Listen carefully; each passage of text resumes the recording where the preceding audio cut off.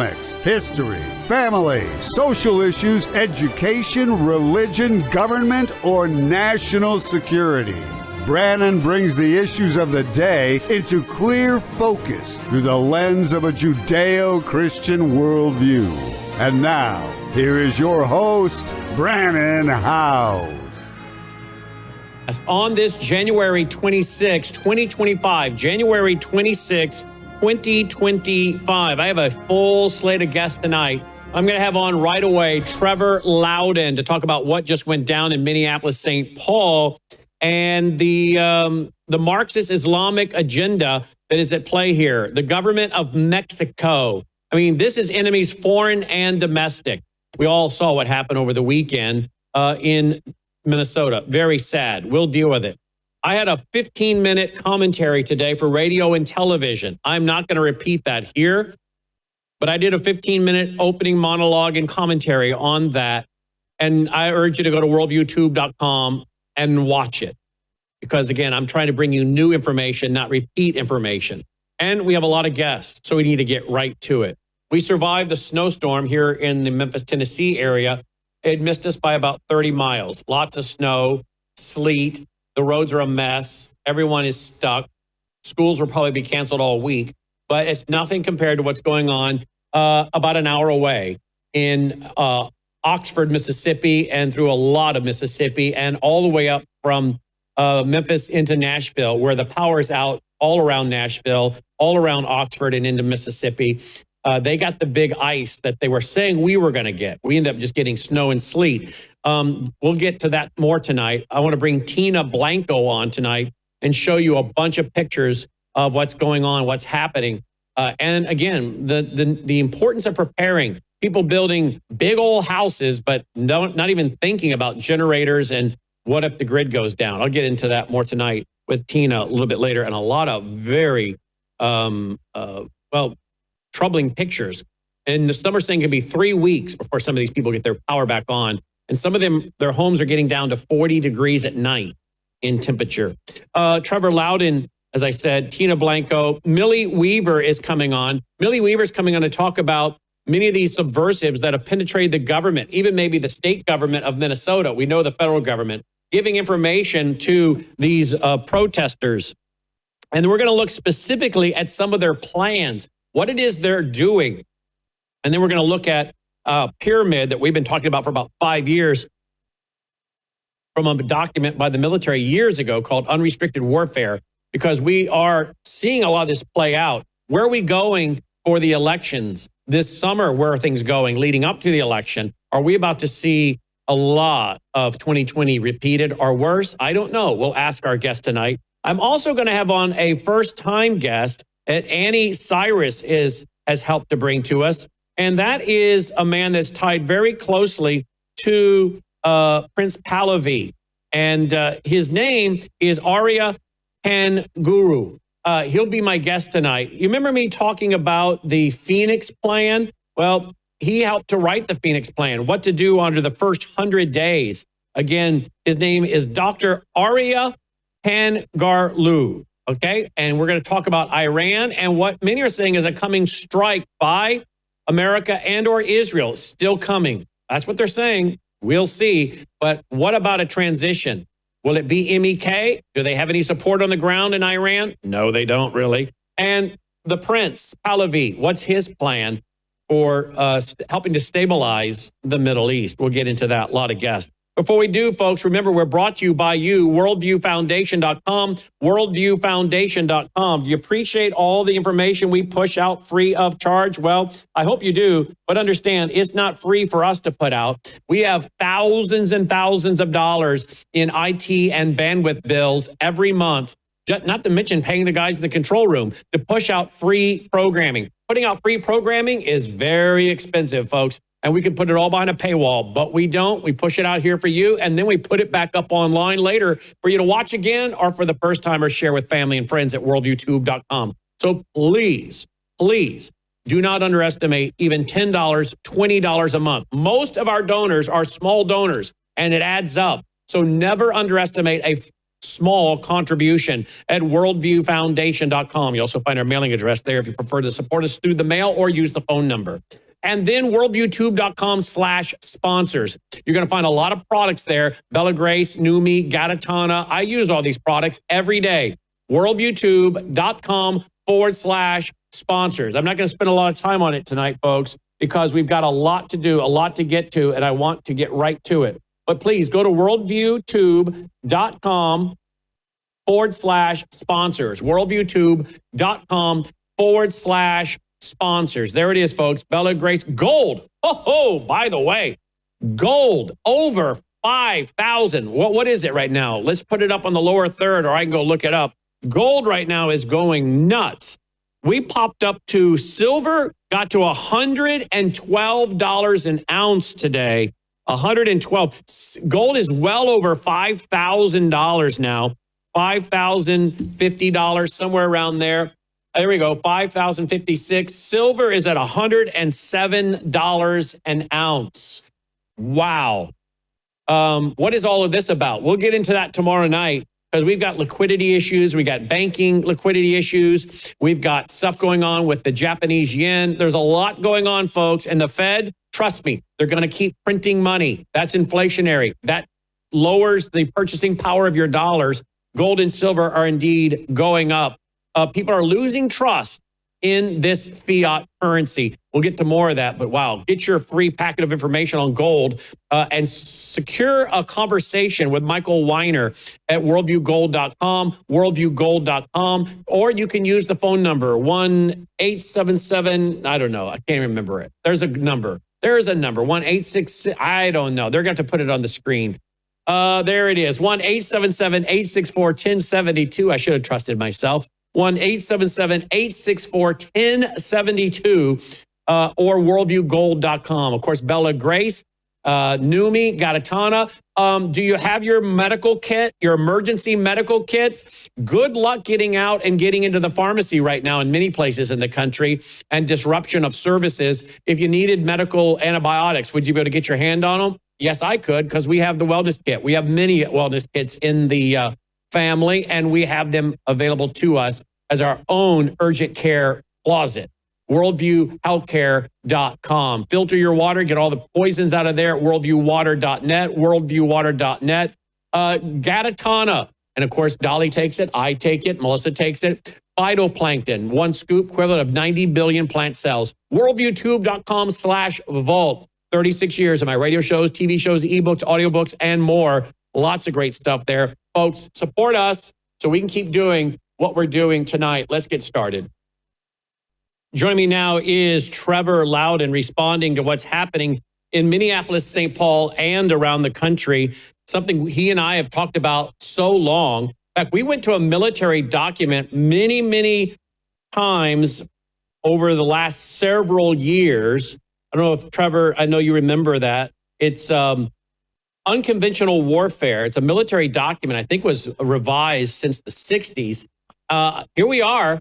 We started down at the bottom of this with dissatisfaction with political, economic, social administration, etc., creating an atmosphere of wider discontent, assassination, forming favorable public opinion, advocating for national cause, creation of distrust of established institutions, increased agitation, unrest, infiltration of foreign agents, recruitment of like-minded individuals, penetration into professional, social, and political organizations, spreading subversive organizations into all sectors, establishment of formalized resistance elements, appeal to extraterritorial support infrastructure, expansion of and coordination among resistance networks, intensification of propaganda, psychological preparation for a revolt, overt and covert pressure against government, strikes, riots, and disorders, sabotage and terror to demonstrate weakness of government, increased underground activities. Look at that. Increased underground activities to demonstrate strength of revolutionary organization, intense sapping of morale, intense sapping of the morale of government, administration, police, and military. Starting to sound familiar, folks? And then, of course, negotiations with government representatives, increased political violence, terror and sabotage as they're headed toward now the overt. That was all clandestine, and that stuff brings us to about where we're at. How many times have we talked about this over the last several years, Trevor, that this was coming to America? Yeah, many times, Brandon, and it's all very predictable. And well, I think we both wish we were wrong, but it's playing out now. Yeah, it's playing out now. Now, let's talk about what's going on in Minnesota, because you talk about covert operations, infiltration. They clearly have infiltrated the government in Minnesota. Lots of questions about Tim Walz, who President Trump's put out on social media today. Talk to him. They're going to try to work together.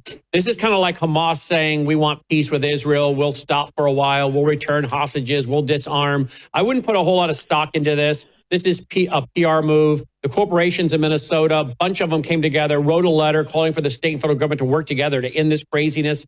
I wouldn't trust Walz at all.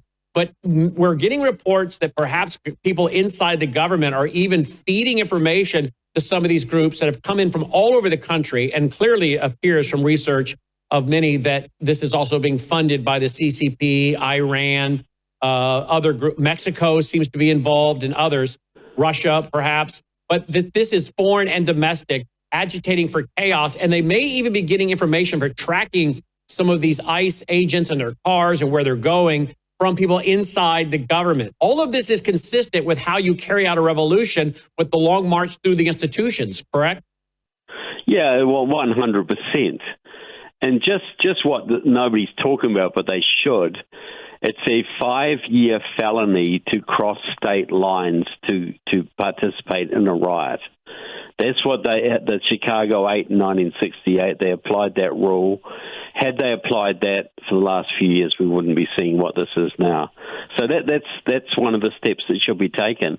Anybody who crosses a state line to go into Minnesota to participate in any violent activity, they should be subject to a 5-year jail sentence. Now let's talk about Mexico. We dealt with this last week. I was saying if there's any government we should take over immediately, it would probably be Mexico. Listen to this latest clip by Peter Schweitzer on his book, The Invisible Coup. Listen, please. China has only 5 consulates in America. Great Britain, only 8.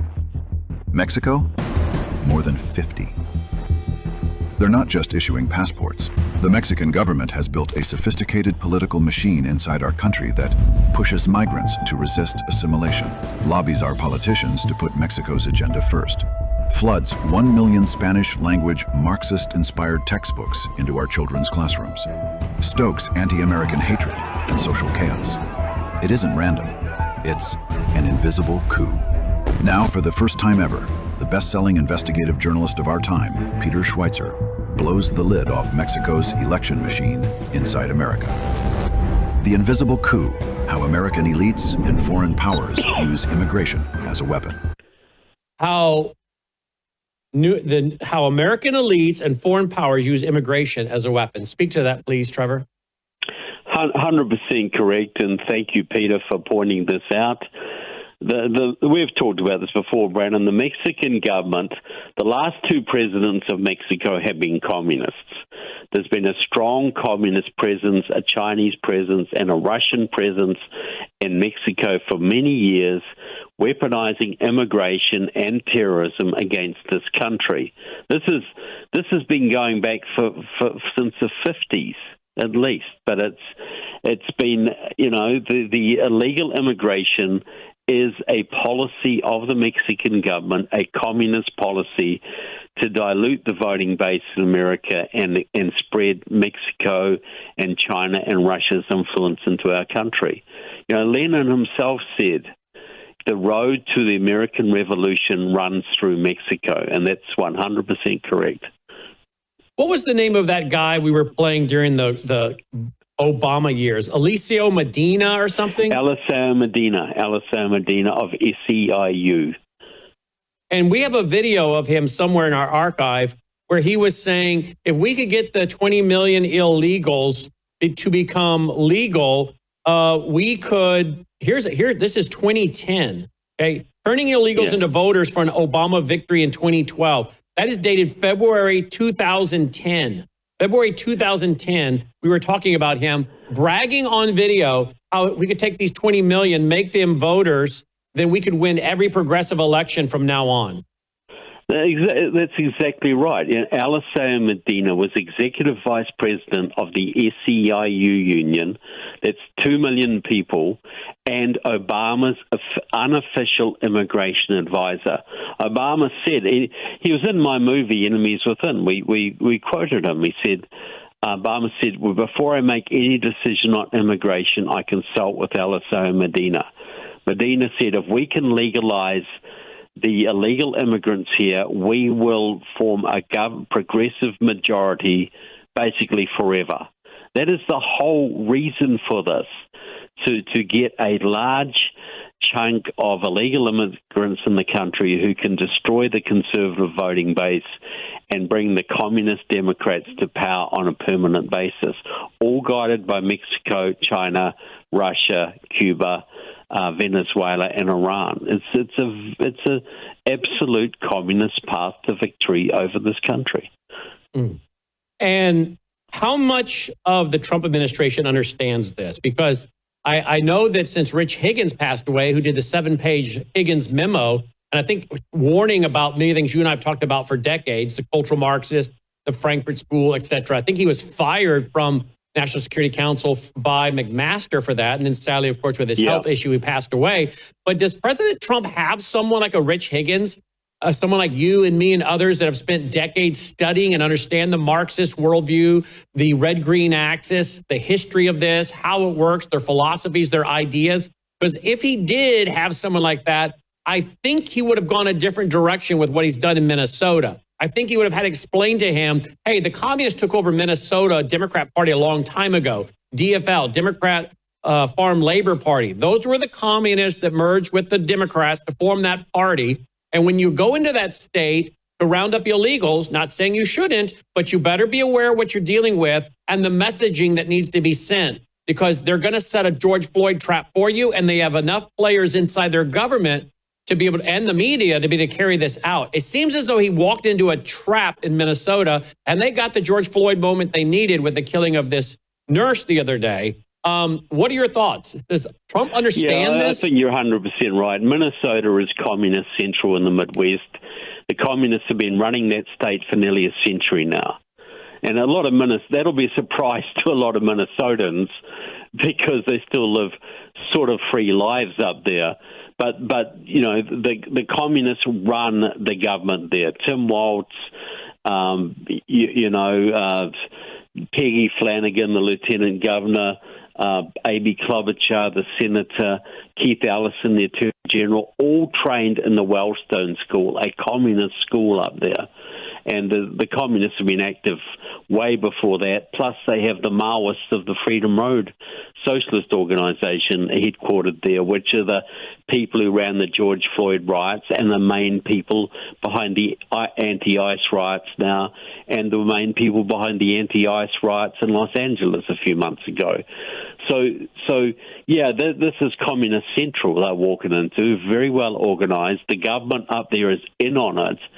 So Trump should realize the only way to stop this is to bring in outside troops like he did in California. He acted wisely in California and shut down the riots there before they spread.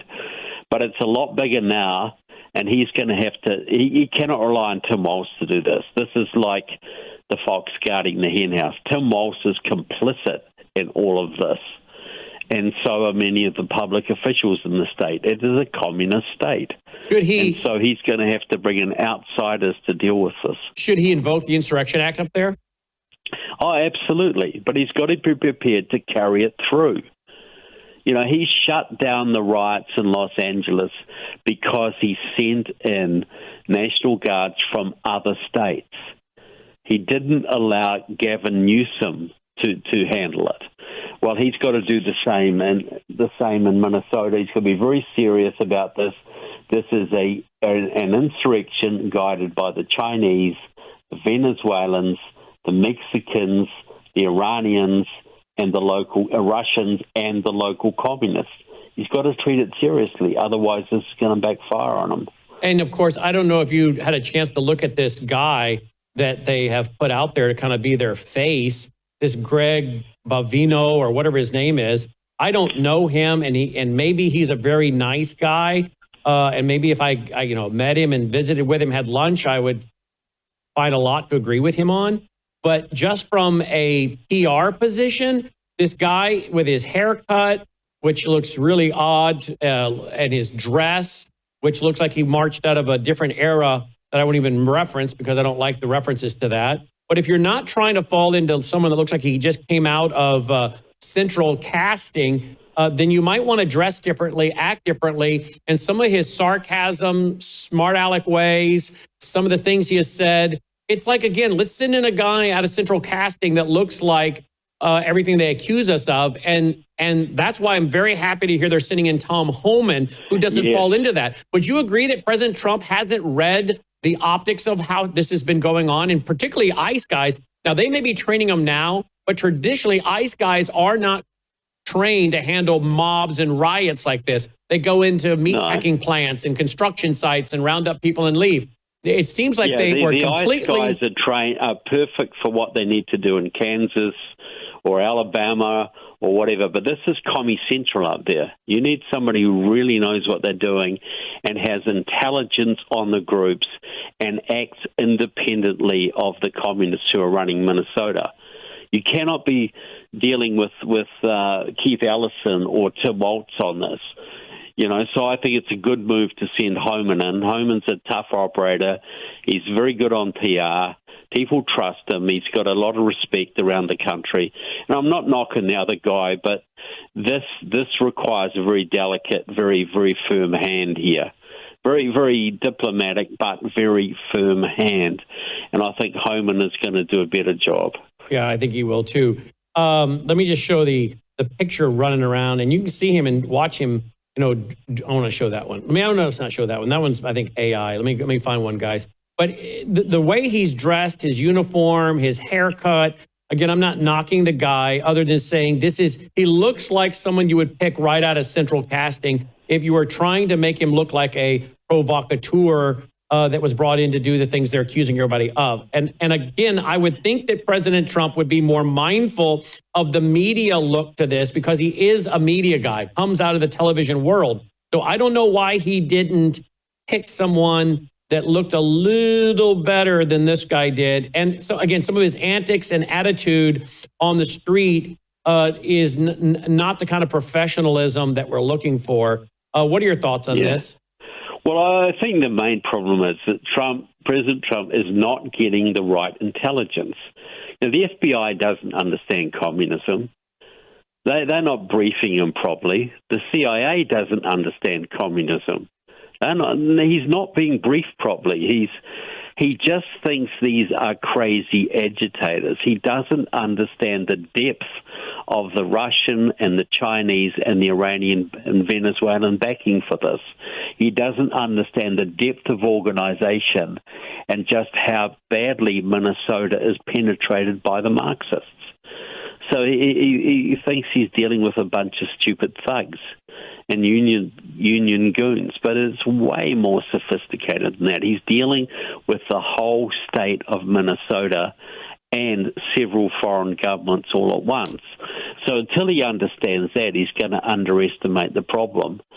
And I think Tom Homan's probably a bit better aware of this kind of thing, but this is the penalty you pay for having an FBI that spent the last 10 years hunting down conservative Catholics and wouldn't know a communist if they tripped over one. Wow.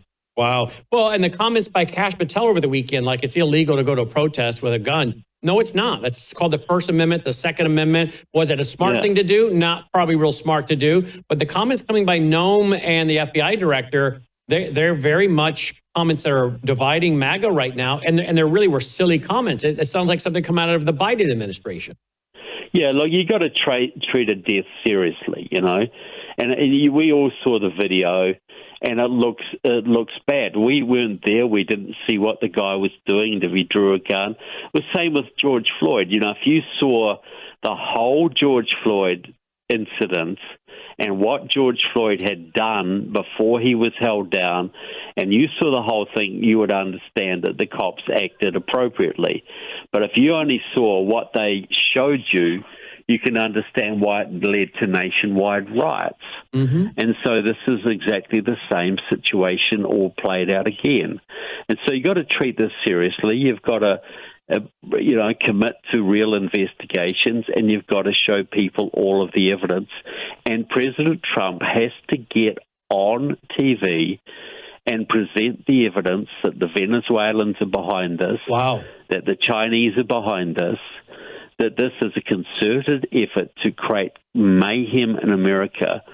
Because unless the American public understands that, they won't support. Well, the Republicans are already chickening out here. They won't support what has to happen going forward to make sure the illegals are removed in a timely manner without these incidents occurring, or as few of them as possible. You and I you probably don't know what I said on radio at 1 o'clock today, but you just said the same. You and I are saying the same thing. At 1 o'clock today, I said President Trump needs to go on television with a PowerPoint, keynote, whatever, an organized presentation, show the screenshot of these manuals. There's more than one. Show the information, show some of the Peter Schweitzer videos, show the American people these are the enemies of America bringing the chaos into our streets and weaponizing immigration for our own destruction as a nation. He needs to show that this is a part of the world war. We're already in a world war, and they're doing the world war in a different way than we expect, like kinetic bombs. They're using and weaponizing things inside with enemies, both foreign and domestic. So interesting, you and I have not talked about this, but we're saying the same thing as I was on the air at 1 o'clock. He needs to do this in a scholarly way with PowerPoint, with information, documentation. And if he doesn't want to do it, he should introduce someone to do it. Then they come on the camera and make the presentation. We have got to educate people with facts. Otherwise, it just looks like everything is political, or that it's somehow just people being bullies or power play. They don't understand this is war. Let me go to a clip before we let you go. This comes from Maria Bartiromo interviewing Peter Schweitzer. Watch and listen to this, please. Yep. Welcome back. Breaking news all morning long, the fallout over a second fatal shooting in Minneapolis, to the intensifying weather as foreign forces are also trying to undermine the U.S. Joining me now with more is the president of the Government Accountability Institute, Peter Schweitzer, the author of the new book, The Invisible Coup, How American Elites and Foreign Powers Use Immigration as a Weapon. It is available right now. Peter, thanks very much for being here. Congratulations on the book. Before we get into what you've learned about Mexico and what you've reported in the book, do you believe there are any outside agitators on the ground right now in Minneapolis? And what is your reaction to a second fatal shooting at the hands of Border Patrol? Yeah, no, I think the chaos in Minneapolis is absolutely horrifying, and I think that foreign actors benefit from that. Here's what we know. We know that foreign powers like Mexico are actively involved in organizing what they call the resistance to Donald Trump. That's not my words. That's what Mexican officials who live inside the United States say. A gentleman named Mr. Robles, who lives in Ontario, California, who serves in the Mexican parliament. He's a high-ranking Morena Party official in Mexico, went around the country in 2025 saying that he was organizing the militancy, his words, inside the United States, working with activist groups. And there are other officials, Mexican officials living in the United States, saying the same thing. If you look on the ground in Minneapolis, there are a couple of groups that are very actively involved in the anti-ICE protests. One of them is in the same building as the Mexican consulate and has worked aggressively with them. It's called Clues. There's another organization called MIRAC that has also worked very closely with the Mexican consulate. So I think we need to look at the political activities and agitation that Mexico is engaged in the United States. Again, these are not my words, Maria. This is what Mexican officials, I quote in the book, are saying they are doing in the United States. All right. I want to talk more about what you've learned and what you've reported in the book, particularly as it relates to Mexico, but also communist China. We'll take a break and come right back with that. I'm talking with Peter Schweitzer here on Sunday Morning Futures. Stay with us. Peter, what else did you learn and report? What were your big takeaways out of this book? Well, that we have been looking at immigration the wrong way. We viewed it primarily in terms of the economy and violent crime, which is very important. But the motivation of foreign actors is to weaponize immigration. So what do I mean? China has a very sophisticated program of exploiting birthright citizenship, and the Supreme Court's going to be hearing this case. That's the notion that if you happen to give birth to a child in the United States, that child will be an American citizen. Our federal government has no idea how many children are being minted as U.S. citizens using this technique, but China has looked into it. China has encouraged this. They've pushed it. The Chinese government believes that every year for the past 13 years, Maria, roughly 100,000 Chinese babies have been born in the United States that are then taken back to China, raised in China. When they turn 18, they're going to be U.S. citizens. They can vote in elections, donate to political campaigns, get government jobs. That's more than 1 million voters. Remember that 2016 election was settled by 80,000 votes. So it's a massive exploitation of our immigration laws. Other entities like the Muslim Brotherhood and the Mexican government are doing the same sort of thing. Well, there you go. There you go. The red-green axis. The red-green axis. Comment on that, please, Trevor. Yeah, well, he mentioned the political party Morena. That's the Communist Party in Mexico. That's the party of AMLO, the last president, and Claudia Sheinbaum, the current president. They work directly with Liberation Road, the pro-Chinese Communist Party that gave us Black Lives Matter. Liberation Road says publicly the road to the American Revolution lies through Mexico. So yeah, Schweitzer is absolutely right. Immigration is the major weapon to bring about the American Revolution because it floods the country with new voters. It destabilizes the country. It is China's weapon. It's the Muslim Brotherhood. All of the above. It's the Mexicans, it's the Venezuelans, it's the Cubans, it's the Russians. Americans need to realize the major impediment to worldwide communism is a free America. The major impediment to worldwide Islam is a free America. All of those countries are putting everything they can at official level into bringing us to our knees. And what we're seeing now is we're coming into the kinetic stage of that battle. And we're going to see the longest, hottest, most unstable summer we've seen since the Civil War, unless Trump gets very serious now about invoking the Insurrection Act and putting a stop to this and exposing to the public the Chinese, the Mexican, the Iranian influence that's at operation here. We are in a communist takeover and the beginnings of a civil war, all combined, all directed by foreign elements. We either take it seriously or we lose. So, in closing, if he doesn't get this under control by summer, you're saying there'll be more civil violence, chaos, kinetic contact than we've seen since the Civil War. Yeah, look, this is election year. The goal is to destroy Trump, destroy his movement, and destroy the United States. And it's within their grasp. And unless the president takes this seriously, that's what's going to happen. Look at this, TrevorLoudon.com, all of his books, House Un-Americans. You can also find his other books, couple books here, Security Risk Senators, and more. You can check it out, TrevorLoudon.com, TrevorLoudon.com. As always, Trevor, thank you for being with us.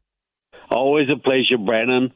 Look, just faith and courage, folks. We can get through this, but we got to understand this is real. This is not a joke this time. It's sure not. Trevor Loudon, thank you for your analysis. Trevor Loudon checking in, and we'll be right back after this short break. True beauty isn't applied. It's nourished from within. Bella Grace Elixir a luxurious, scientifically crafted blend designed to restore radiance, vitality, and strength at a cellular level. At the heart of Bella Grace Elixir lies Cat's Claw, a powerful herb from the Amazon known for its ability to control inflammation and protect collagen. With Verisol collagen peptides, it goes beyond the surface, stimulating your body's natural collagen production to reduce fine lines, improve skin elasticity, and promote real, visible change. Bella Grace Elixir doesn't stop at collagen. It includes astaxanthin, one of nature's most powerful antioxidants. 6,000 times stronger than vitamin C, astaxanthin protects your skin from harmful UV rays and environmental stress, while locking in hydration and promoting a radiant, youthful glow. Experience the power of nature with Bella Grace Elixir at melissahousebg.com. Discover the science behind Bella Grace Elixir at melissahousebg.com. Read powerful testimonials from doctors and real customers who've experienced life-changing results, and explore other wellness products from Bella Grace. Bella Grace Elixir is more than just a product. It's a solution. Visit melissahousebg.com today.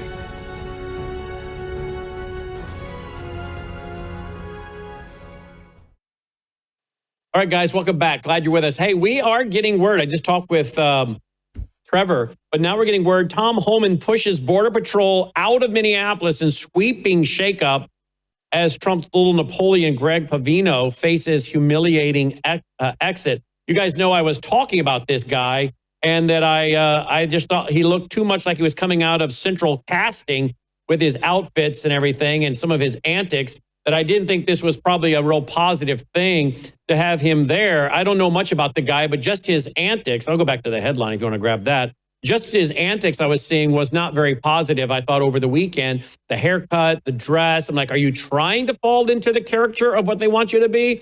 And I thought this guy's not helpful. And so I mentioned that in my interview with Trevor, and now we're getting word Tom Homan has pushed him out. Good job, Tom. Now, of course, they'll reassess and then try to figure out how to continue moving forward without all of the chaos in the streets and the bad media and PR that's turned into.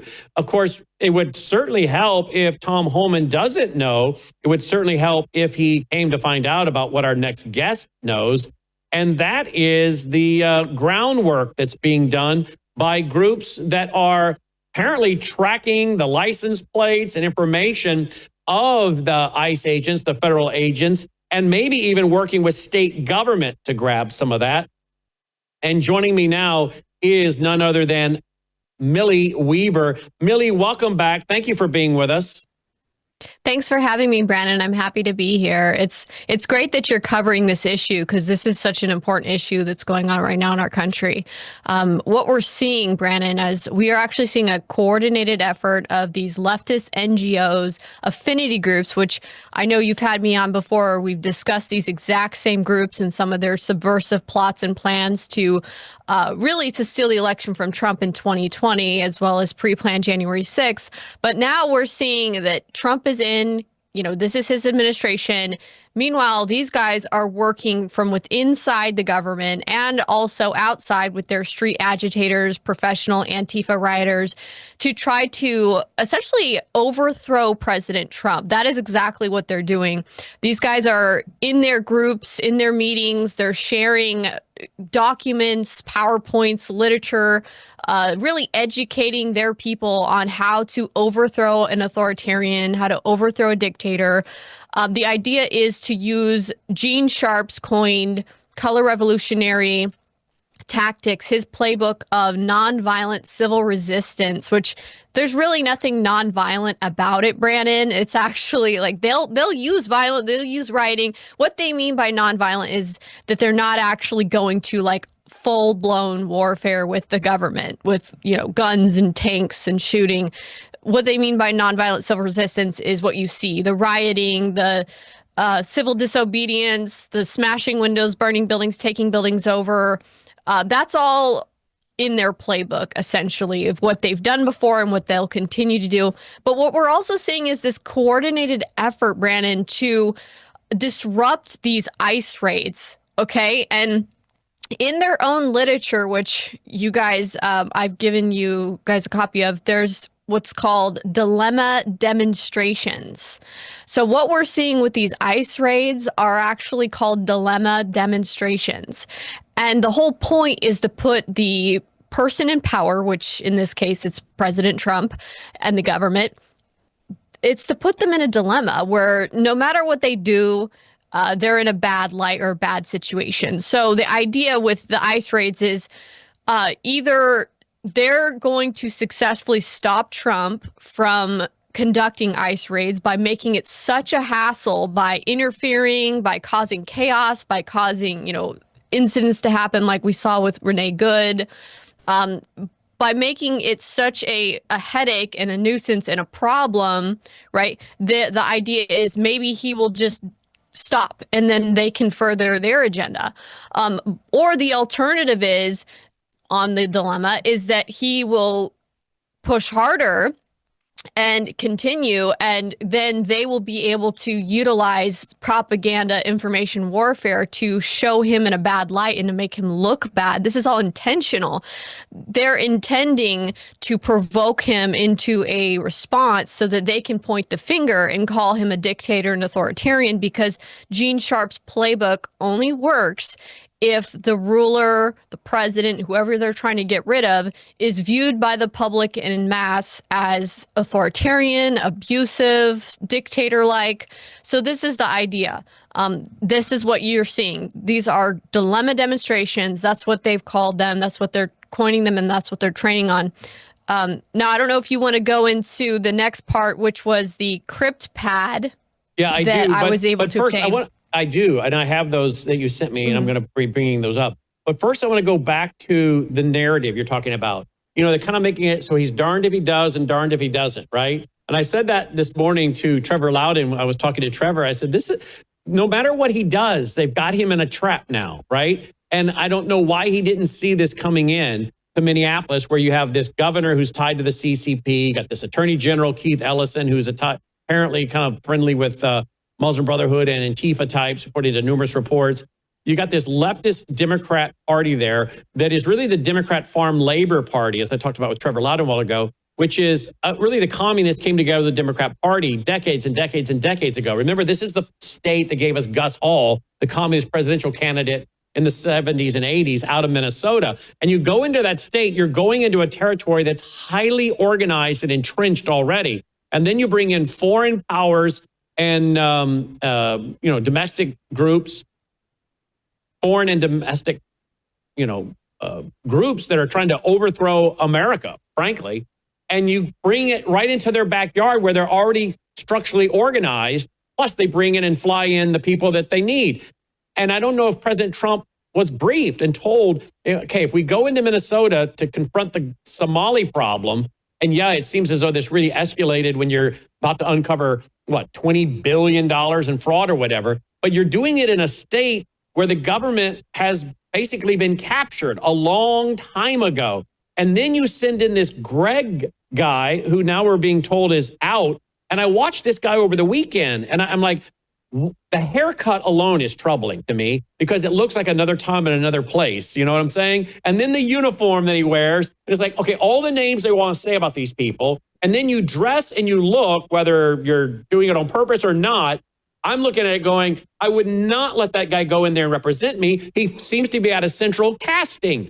Like they're trying to make him look like some kind of stormtrooper. And then his antics are not adult acting, in my opinion, or professional with the 1, 2, 3, paper, scissors, garbage he was doing in the parking lot. And just his overall attitude. I saw him a few weeks ago walking into a Target and his guys around him. And I thought, this is not someone I would send in there to represent me. This is not statesman-like. And so does Donald Trump, does President Trump know about these groups and their backgrounds and that they're there and they're organized and he's kind of in this darned if you do, darned if you don't position? So I don't know what President Trump is aware of and what his administration is aware of, but by the looks of the way they're acting, I don't think that whoever's advising him fully understands the playbook that these guys are operating out of and just how tactical they are, how they think out these moves, how they do scenario war games, and how they plan every move ahead. And in their plans, they plan for his response and his reaction. I mean, these are members of our intelligence community. These are Harvard professors. These are people who come from many different walks of life that are working in a coordinated effort, federal bureaucrats, DHS, you name it. I mean, we've gone over some of this before where, through the Sunrise Zoom chats that I infiltrated in this investigation I did, I was able to expose how you have thousands upon thousands of federal government bureaucrats, these like members of our intelligence community with security clearances, working and operating to undermine President Trump during his first term, his first administration. And so they're doing it again. And what you see on the outside, the Antifa foot soldiers, the disrupting of ICE, the rioting, the protesting, all of this, the pressure campaigns, this is just one aspect. It's like the tiniest little tip of the iceberg that you're seeing for this massive machine of NGOs, dark money, and power inside of our government. And that's one of the things they talk about. And so they're continuing with this tactic of trying to topple the pillars of support. This is something that Gene Sharp teaches. This is something they really emphasize. And the whole point therein is to essentially force the president out of the country, to force him to flee or exile. Now, that is in Gene Sharp's playbook. Does that mean that this is something they're necessarily anticipating? I don't believe so, according to what I've seen. I think that all they need to do, and that they're aware of that they need to do, is keep these riots and the civil unrest and the information propaganda campaigns going long enough into the spring and summer, have another summer of rage, summer of love, and then they can essentially paint Trump as a dictator and then motivate massive blue voter turnout in the midterms. Meanwhile, Trump's base has already been fractured. Trump's base is not happy because they've been demoralized through demoralization campaigns, but also they're wanting to see arrests. They're wanting to see things done. And the problem is like I was saying with the dilemma demonstrations, they also just put him in a dilemma in general where, if he just cracks down really hard on some of these people, he runs the risk of playing the role of the authoritarian and the dictator. So if he puts into play the Insurrection Act, as some are calling him to do, brings in the military, as he did in Los Angeles, that Trevor was talking about a while ago, that could be the authoritarian trigger they're wanting. But at some point, he has to shut this down because we showed with Trevor and we've seen with Peter Schweitzer. You got the Mexican government and their consulates, 53 of them across America, weaponizing immigration, flooding our textbooks, being involved. You got Iran, you got China involved. I mean, if he doesn't do something, the republic won't survive. They're going to win the midterms in a flood, probably a lot of voter fraud. They're going to impeach him. They're going to go after everybody that's been in his administration. They're going to be going after and prosecuting every one of these ICE officers or anybody else and trying to go after Tom Holman and the rest of them. And we're going to be, you thought it was bad under the Biden regime. What they will do in the next one will be worse than Biden, if I'm reading the signals correctly, right? Yes, absolutely. I mean, they will come in and be way more authoritarian. If they get the House and the Senate, we'll see impeachment proceedings. We'll see just chaos. Okay, we know that that's what they'll do if they regain power. So we have to make sure that we're smart here and we're tactical in how we approach the situation. And the number one way we can actually approach things properly is by being educated and being aware of the tactics that the other side is using and what they're doing to try to subvert the United States. So I'd like to be able to get into the crypt pad because this really lays out their agenda and the tactics that they want to use to try to undermine Trump's administration. And that's literally one of their first things is one of their bullet points is to undermine faith in the federal administration, faith in the government, which is, I think it's pretty successful, right? Like you'd even see that you have criticism on the conservative side saying he's not doing enough. He needs to be doing more, right? So we're seeing that already kind of across the landscape. They're successful in that information Is campaign. this the crypt pad? Is this the right one right here? Yes, it should be. Okay, tell me about it. Oh, no. Okay, this is not the one. The one you have pulled up right now. Okay, I've got this. Yeah, it is crypt pad. Yeah, learn more about how crypt pad can work for you by reading our documentation. Okay, what is this? Okay, so this is one of their documents that they've been distributing amongst these groups. This is the same group that I initially infiltrated, this massive coalition of affinity groups that have been working together to coordinate these protests that you're seeing out in the streets and disrupting ICE, having these big protests and riots, the bird dogging events, et cetera, the leaks coming from within inside the government to try to subvert President Trump. And if you notice, they have each different kind of role or agenda assigned to different avenues in which they have people power inside the government or outside, right? So they'll have assigned for federal employees, people in education, lawyers, legal workers, logistics, social media influencers, they're tech savvy people, they're students or research, et cetera. Okay, so they have a whole wide variety of people with varying backgrounds, varying jobs and careers, and they utilize everybody to the fullest extent that they can. And so what's key here is in some of these bullet points, which, you see subversive social media posts where they talk about making fake social media accounts of DHS higher ups who are loyal to Trump, saying all kinds of leftist things.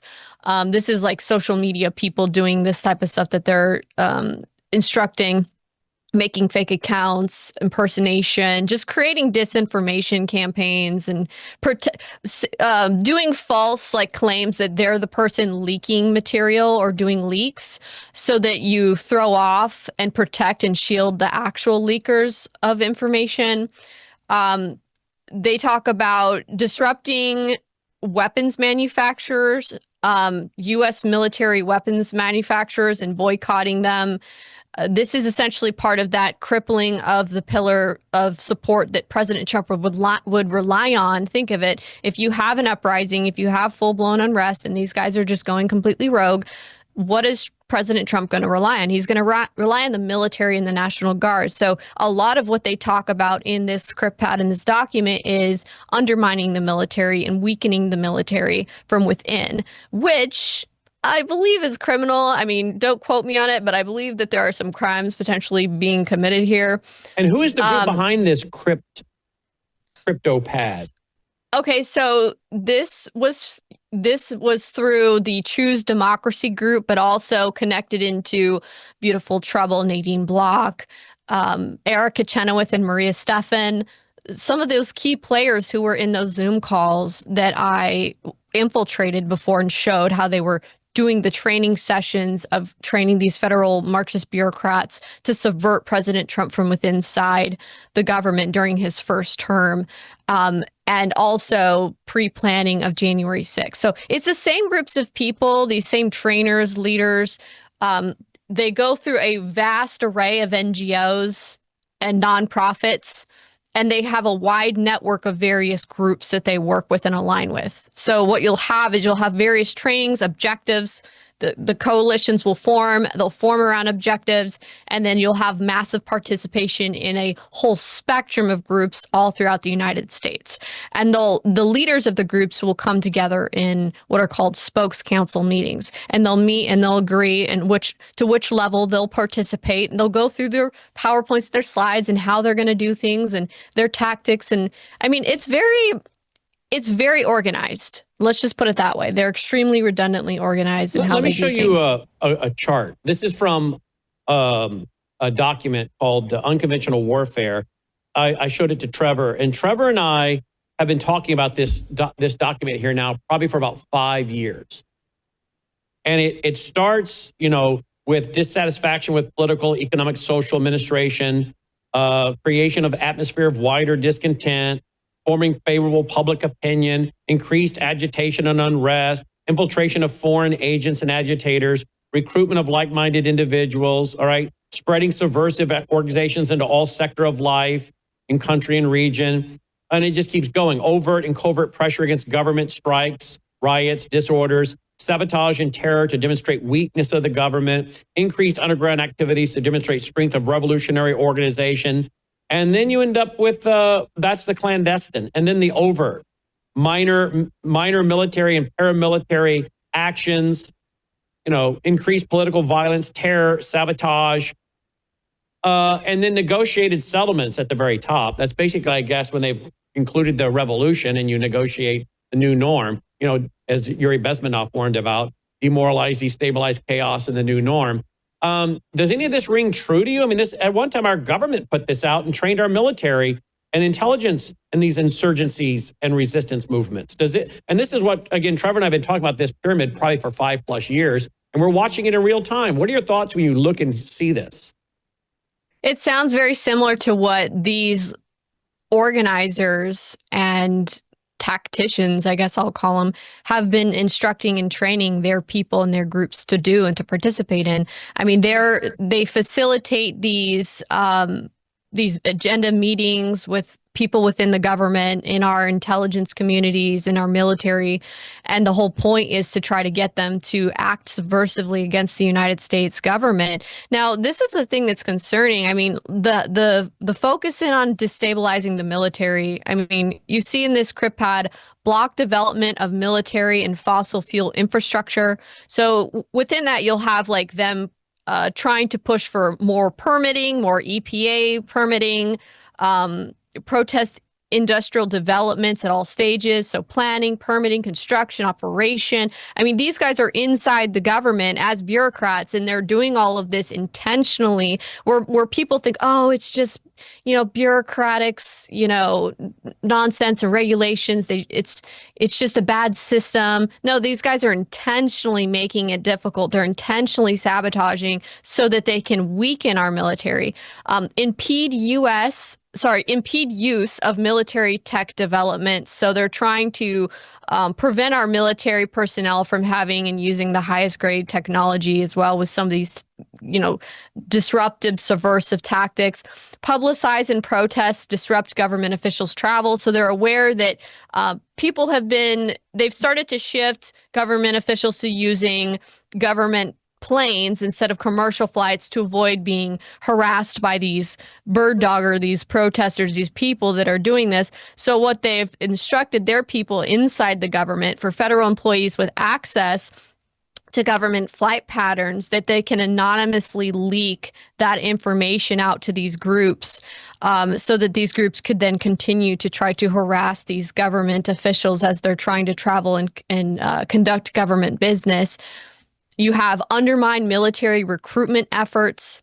So this is where they intentionally try to either, disrupt the tables or the booths, get people to interfere essentially in the efforts of the military to recruit people into their forces.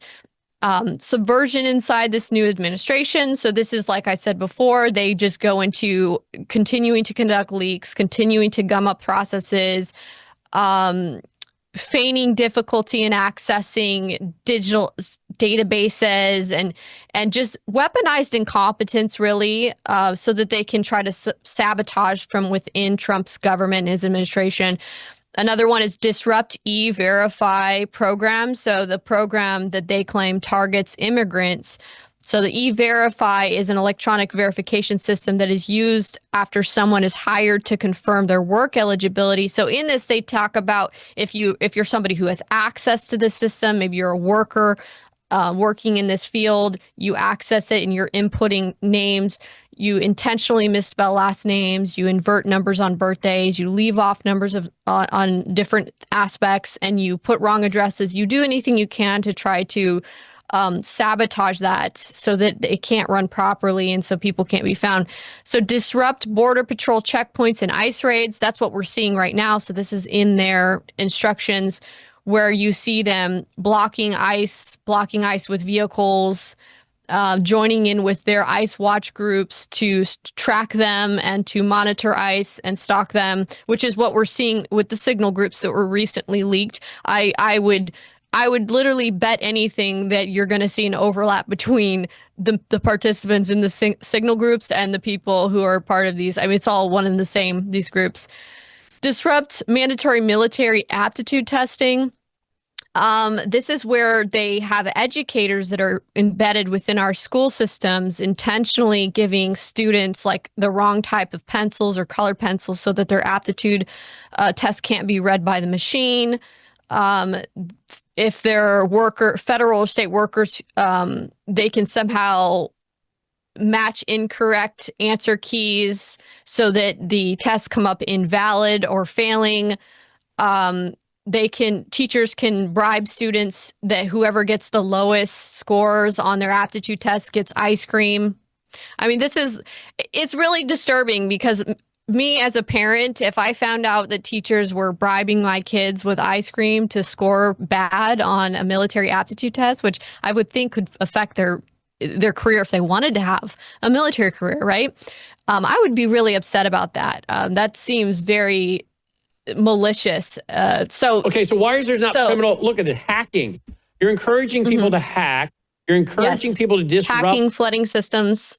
You're encouraging people to fool around with weapons manufacturing. I mean, all kinds of things. They're even calling it subversive social media posts.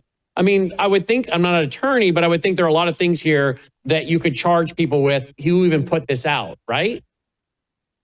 Yes. And under the hacking and flooding systems, they say bots can make appointments with immigration authorities to turn themselves in, draining resources and slowing processing times for people actually being deported. So, I mean, these guys are tactical in what they're doing. Just flooding the system with fake reports, like false reporting in the fake science reporting under, I guess, the scientific flaws in research misconduct for, making false reports, essentially. The whole point is to flood the system, bog it down. As far as the weapons manufacturing, what they're trying to do is disrupt the U.S.'s ability to properly function and create weapons and distribute weapons. Okay, so let me ask you this. Part of that has to do with disrupting the Israel-Palestine-Iran conflict as well, because they do touch into that. How do we know that our enemies, foreign and domestic, aren't doing this to disrupt the country at a time when we're about to go to war? Bingo. That's exactly it. That's they're about to go to war with Brennan. us. Or they're about to go to war with us. How do we know this isn't, and again, I don't want to be like hyperbolic on this, but how do we know this isn't a prelude to some kind of kinetic activity in the United States? Gordon Chang has on this program many times. That's what everyone should be concerned about. That's what everyone should be concerned about, Brannon. Because the thing is like these people might be being used as useful idiots that have been brainwashed against Trump, and they think that they're doing some heroic act to subvert the U.S. government, subvert the president. But all the while, way at the very top behind the curtain could be foreign adversaries. We don't know. But the reality is what they're doing is they are putting the United States at risk by trying to intentionally undermine the United States military. I mean, that to me just is insanity, and we need to get the DOJ and the FBI on this immediately. Well, good luck. I mean, what is this? What has this DOJ done? Right? Have you seen one indictment, one grand jury that's come back? I'm not seeing anything. Yeah, I mean, we're now seeing at least Kash Patel with the FBI came out and said that they're going to be looking into these signal chats and that they found the funders behind it. Okay, so you found them. What are you going to do? Are you going to arrest them? Right. Are you going to charge them? Like, what's going to happen? Because look, there's something that they can do, which I would think would be the obvious thing here, which would be potentially arresting the people who are involved in these conspiracy plots, criminal conspiracy plots and seditious plots against the United States government, against the president, people who are actively working to subvert the U.S. from within. And then there's other little tiny criminal things that they could probably investigate or go after him for as well, regarding targeting ICE members. Okay. And the point would be, get in there, do your raids, get these people's devices and electronics, scramble their systems so that they can't function as they are, because currently right now they're doing fine. Like we've seen an arrest or two or three here of a street agitator, or with these ladies that plan to disrupt the church with Don Lemon. But that's not really doing anything to stop this machine that's moving forward. I mean, it's like they didn't even really cut off almost a tentacle. They distractions. cut off one of the little suction cups on a tentacle. Right. Those are almost distractions. I mean, not that they shouldn't be prosecuted, but those are all like distractions. Look over here, so they're not watching the really, really big subversive stuff, right? I mean, I don't know if you would call it a distraction. It's definitely tactical. The point behind the church, what I can see in their own literature, because there's other documents that they go into about whittling away at the pillars of support. One of the pillars of support they had was religious institutions and churches. So the idea, what I can see according to their own training and how these groups operate, my analysis is that the point of doing the church disruption was to try to shame Christians and people going to church and point out their hypocrisy. Like, that's what's going through these people's minds in thinking that this is going to be an effective tactic. I don't think they thought out that they were actually going to be in violation of crimes. Like, so it backfired on them. But if you look at what they're doing, they're trying to go after these pillars of support. That's the key theme here. Okay, so it's going to be targeting military, media, religious institutions, education, you name it. Okay, it's there, as well as law enforcement. And they do talk about working with some police in various cities and states to try to get them to agree to not, to essentially not disrupt the protesters interfering with ICE, to protect the Constitution, which we know these leftists really don't care about unless it suits their agenda. So, I mean, what they're doing is very tactical, Brandon. It's very tactical. It sure is. It's Gene Sharp's playbook, which I don't know. I sent you some Gene Sharp clips. I don't know if you wanted to play some of the Gene Sharp clips, because I think it's very pertinent for people to understand that this is not just these are not just protests. This is a warfare tactic that they're operating off of, that was designed by Gene Sharp, who studied all of these uprisings in foreign countries, and over 40 different nations it's proven to be successful in ousting a dictator and authoritarian. So they're using a method that has been tried and true, that works. Sometimes they have more time, right? Whereas with ours, we have a faster turnover because we have like four-year term limits. So I don't think that they're necessarily planning and expecting to force him out physically, but I think that they're going to run a massive PR campaign for the midterms. A massive PR campaign for the midterms.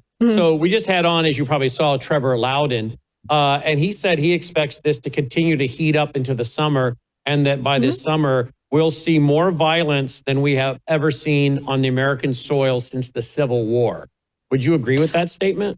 I would definitely agree with that. I mean, these are the same groups that did the George Floyd riots. I was in their Zoom calls when they were talking about, and having champagne and cheering and celebrating and instructing that burning down buildings is a legitimate and powerful form of protest. That's a quote. This is what they teach. Okay. Are we going to, and I'm having to reboot my computer because I had so many files open, but are we going to unfortunately see not only more people die in the streets, but are we going to see police officers, federal agents? Are we going to see Christians, conservatives, talk show hosts being targeted, beat up, and even maybe murdered? I mean, how far will they take it? I guess what I'm saying. So I can't necessarily predict the future, but I can use the patterns I've seen, and I can use the information and the data I have to make my own analysis. And what I'll say is they have the potential to do that. I've seen that they have detailed ArcGIS maps where they map out where people live, where all the Trump boosters and Trump donors live, where they said rich people lived in New York City. Where are all the telecommunication towers to disable? Where are the bridges and the freeways, the roads that they could try to impede or block in order to cripple infrastructure? So they've mapped out the critical infrastructure. Mapped out infrastructure. So don't be shocked if they start going after critical infrastructure like power and power substations, which are so, they're just got a chain link fence up with some razor wire, which would be nothing for them. And I remember during the riots with the Antifa type groups in Ferguson, Missouri, that the FBI at that time put out a notice warning that some of these anarchist groups may go after substations, power substations, to attack them and bring down the power. I mean, anybody driving around their community sees these substations, a lot of electrical equipment and towers and electrical systems behind chain link fences, and they're not real big as far as the mass area they take up. And everybody knows that's watching what and has a brain knows what that is. That's your power substation. And I had a city council member tell me here in town, you know that where our substation is? And he named the grocery store it's across from. I said, yeah, of course. He said, you realize if you took that out, it would take out the whole town, right? And I'm like, well, yeah, I mean, I knew it was a power substation, so I figured that was it. He said, yeah, that's it. And how well is that guarded? I said, well, it's just a chain link fence around it. And the FBI was putting out a report on that. I remember reporting on it during the Ferguson riots. So what you're saying is that at that time they were, I guess, doing it based on maybe some of this stuff they've seen, that they're planning to target infrastructure. These people are, like I said, they're very organized. They're working with members in intelligence. They're working with people who have worked overseas in overthrowing governments. Okay.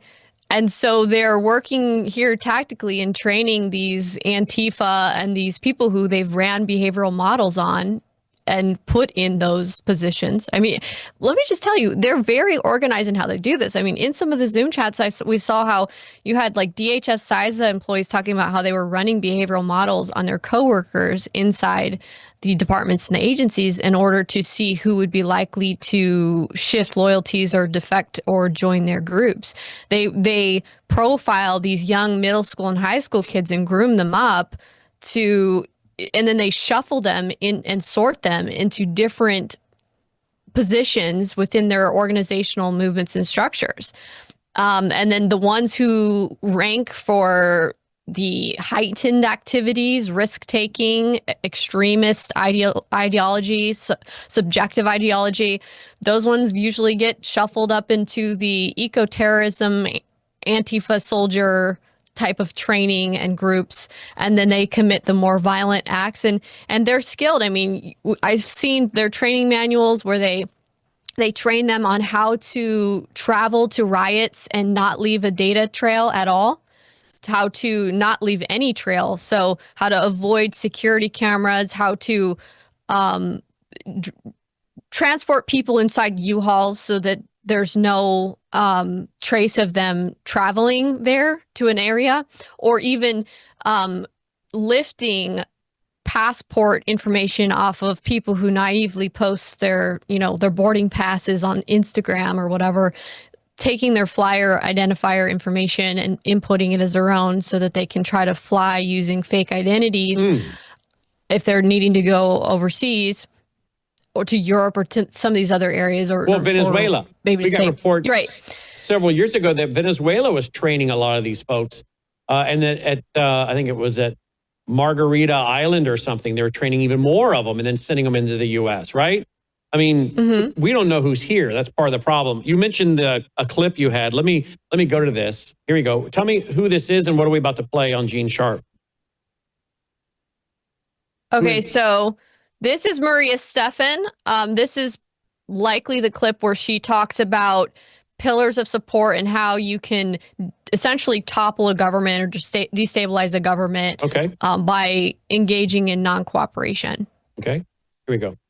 I want to start with this quote by Gene Sharp, who's one of the pioneers in the field of nonviolent action, just to get a little bit at what power you all have as individuals and as fellow workers. So Gene Sharp said in The Politics of Nonviolent Action, by themselves, rulers cannot collect taxes, enforce repressive laws and regulations, keep trains running on time, prepare national budgets, direct traffic, manage ports, print money, repair roads, keep markets supplied with food, make steel, build rockets, train the police and the army, issue postage stamps, or even milk a cow. People provide these services to the ruler through a variety of organizations and institutions. If people would stop providing these skills, the ruler could not rule. And just as an added insight on this, specifically focused on bureaucrats, President Harry S. Truman famously said, "I thought I was the president, but when it comes to these bureaucrats, I can't do a damn thing." So the bottom line with this is that we all, as ordinary people and as federal workers, have power. Next slide, Laura. Wow. There you go. Right. So that's just one of the examples. And that's going, again, to this I want to start with methodology. this quote by... All right. Sorry about that. It was replaying on me. Yep. Oh, you're fine. That just goes more to the methodology of, she's one of the Gene Sharp apprentices. So this is Gene Sharp's trainings on how they can essentially disrupt and pull power away from the president. And that's what the context in which she's instructing is. This is a clip where they're talking about trying to force Trump out. So she worked for the Department of State for over a decade, Atlantic Council.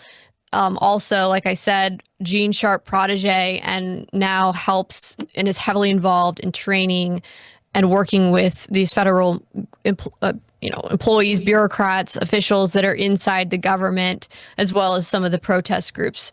And so you see her alongside of her associate, who she's co-written her book, Why Civil Resistance Works, Erica Chenoweth, Harvard faculty or dean. I can't remember exactly, but she's at Harvard Kennedy Center, and they've worked closely also with Ehud Barak, Israel's Progressive Party leader in Israel. He mentions them by name in one of his speeches and talks about their work and how they utilize that work. And so the idea here is that, these are subversive movements. Okay, these are highly trained people that are acting subversively and training people on how to do an uprising. Let me play one more. An We run out insurrection. of time Go ahead. here. Look at this one. Here we go.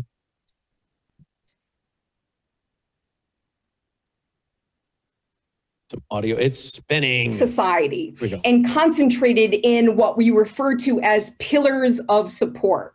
So these are organizations and institutions that provide a government or other power holder with the power, with the skills, the knowledge, the labor, the know-how that they need to stay in power.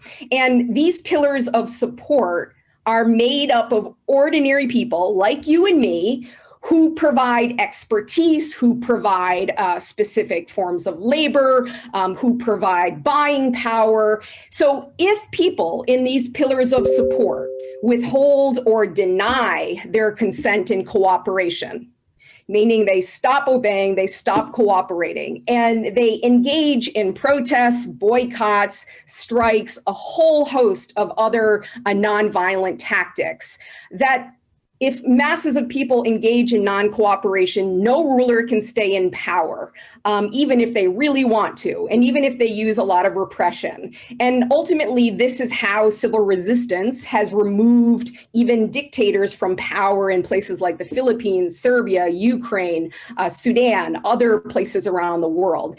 And the other idea is that within these pillars of support, you can think of it as kind of a series of concentric rings. And, at the center is kind of the power holder, and people who are, in the ring rings around the power holder have varying degrees of loyalty to the center. So, those who are maybe closer to the center, and this uses the example of, the military kind of starting with generals and going out colonels, foot soldiers, but you can think about this in terms of the bureaucracy as well, kind of going through the different hierarchy, that the people who are maybe closest to the center are more likely to obey, less likely to challenge authority. But as you go out to those outer rings, people are going to have less loyalty to the center, to the power holder. And these people are really key allies. And ultimately, the goal in effective people power is to bring people over to your side, to get them to shift loyalties, to get them to move from the center to the outside. And as we know, and as Maddie, laid out so nicely, bureaucracy is a really powerful pillar. And, federal workers have unparalleled familiarity with the bureaucratic process. They know how to speed things up. They know how to slow them down. They have access to critical information about policies that are being considered and implemented. They can participate in internal decision-making. They can provide or deny knowledge and expertise that those at the top of the bureaucratic totem pole need. Wow. When you think about this would be a good reason to go ahead from the standpoint of the tech pros and implement AI, get rid of these bureaucrats who are, gumming up the system, and you go to AI. You don't need them. You get rid of them.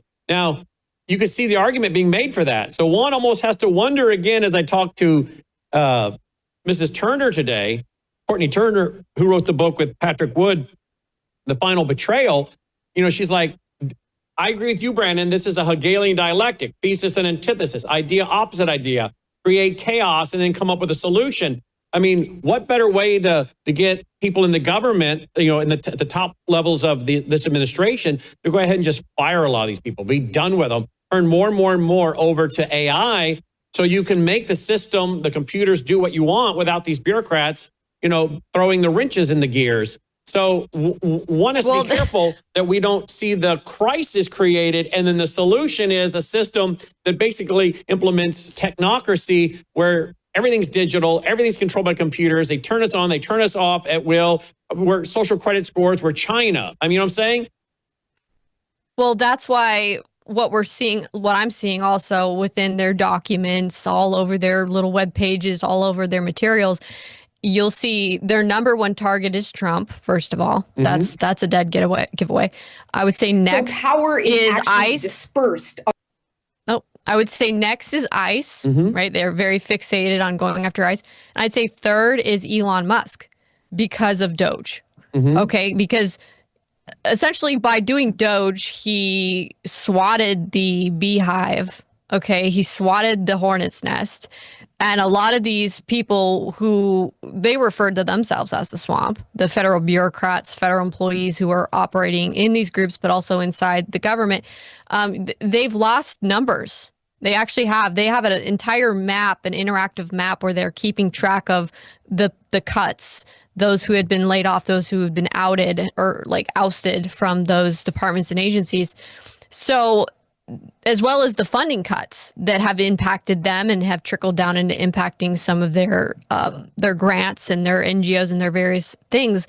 So they've lost a lot of money and funding to that degree, and they've lost some people power on the inside. And so they're definitely wanting to go after him for that. So I found that interesting you brought that up.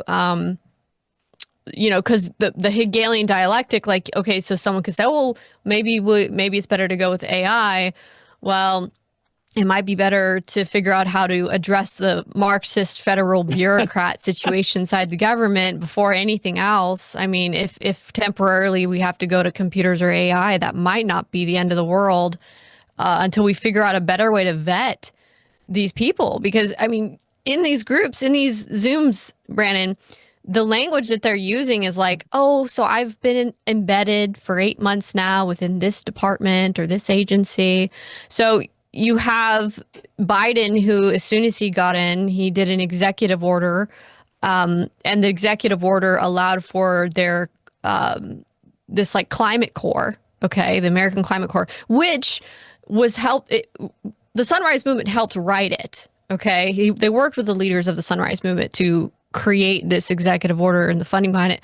The whole point was to have funding for apprenticeship training programs to train these young college kids and young kids into climate ideology, and then filter them in these apprenticeship or internee programs directly into federal government jobs and positions, and have them fill up the federal government that's with the their Obama, people. That's the Barack Obama, Michelle Obama model of that I talked about in my book, Grave Influence, in 2009.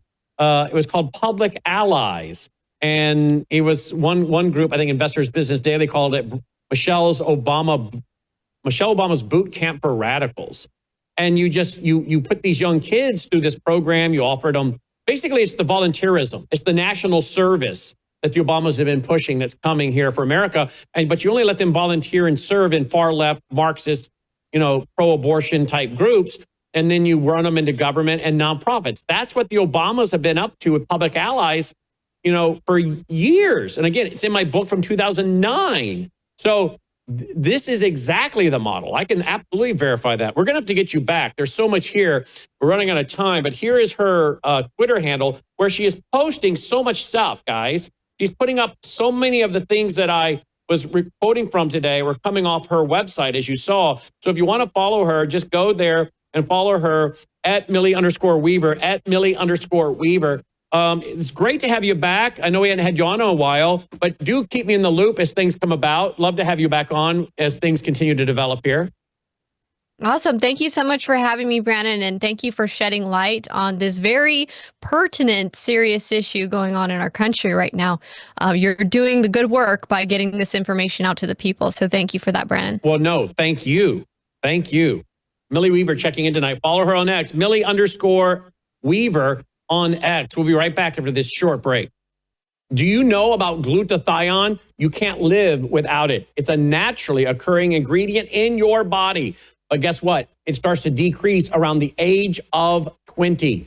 You need glutathione. There are over 165,000 studies on glutathione at PubMed. It detoxes your cells. And we know there are toxins everywhere. In fact, studies have shown glutathione may remove mercury from your brain, helping prevent Alzheimer's, dementia, and Parkinson's. Check it out at swishforlife.com. You just put a small 2 caps in your mouth, swish it for about 3 minutes. Then you can swallow it or spit it out. Studies show that this is in your bloodstream within 90 seconds. It's better than an IV. That'll cost you about $250, and it's broken down. But when you swish with it, it is in your body in 90 seconds in its totality. Glutathione, you need it to live.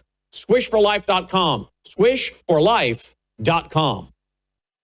Joining me now is a very special guest, our friend Annie Cyrus and broadcast partner Annie Cyrus helped me set this up. Dr. Alayar Kangarlu. Okay, I hope I did that right. Dr. Alayar is how I'm going to refer to him. Beautiful last name, though. He's a physicist. This is a highly educated man. He's a physicist, and he's associate professor of clinical neurobiology at Columbia University. Remember me showing you, along with Annie, Annie's the one that showed it to me, the Phoenix Project of Iran, empowering Iran's future, the people side of the first 100-day plan towards a new Iran. Well, the Dr. Alayar was involved in this as well, I'm told. He joins us now. Dr. Alayar, welcome to the broadcast. Thanks for being with us. Thank you very much for inviting me. It's a pleasure to be with you. It was a pleasure to be with Annie, and I'm glad that you're paying attention to this very important issue. Oh, we've been paying attention to this important issue for many years. I lived in the Washington, D.C. area, moved there. My father was with the government when I was about 12 years old, moved out of there when I was about 12 years old, lived there from the time I was 4 to about 12. So we were living there during the 1979 Iranian hostage crisis. And I began to follow that even as a young person and became very interested in Iran. I had a little Iranian gal that was in my Christian school when I was in probably about second grade or so, and maybe maybe fifth grade. I'd have to go back and do the math on it. But she was in my elementary class. I believe her name was Miriam. I haven't thought about Miriam until recently. I came across a photo of my class picture, and there she is in it. She was from Iran. I think she had been adopted by a family here living in the U.S. And I remember my parents saying to me, if anyone picks on that little girl, you need to stand up for her, because there are many people in Iran and Persia that are not for what's happening, and they're caught in this. And if anyone is misjudging the news and the media and putting this on all of the Iranians and the Persians, then you need to stand up for that little girl. And I remember that. And I remember her name after all these years. So this has been a story, of course, I've been personally involved in to some level, even as a child. You want to start out there? Let's start there. Your story, and your connection to Iran, and let our folks know about you. Well, your parents telling you that many Iranians are not for that Islamic revolution was an understatement. A vast majority of Iranian people were opposed to it. And the Iran that I grew up in was a staunch ally of the United States. We were very close to the United States. We actually were the footprint, the biggest footprint that America had militarily, economically, politically in the Middle East. And we used to really keep the peace in the Middle East. I remember that in the last visit of an American president to Iran during the Shah in 1977, President Carter came to Iran in the New Year's Eve of 1977. And while he was raising his glass with the king, he referred to Iran as the island of stability. And it was an island of stability, and not only an island of stability, but island of progress. In the last 15 years of the Shah's government in Iran, we had a double-digit economic growth. We were the China of today, and as far as the peaceful relationship with the neighbors and with the rest of the world was concerned, we were one of the first countries in the world that we recognized Israel's right to exist and Israel's independence after it declared independence in 1948. And throughout 1948 to 1979, when revolution overthrew the Pahlavi government, we had very close relationship with Israel. I think Tehran was the only capital in the Middle East where Israel had an embassy.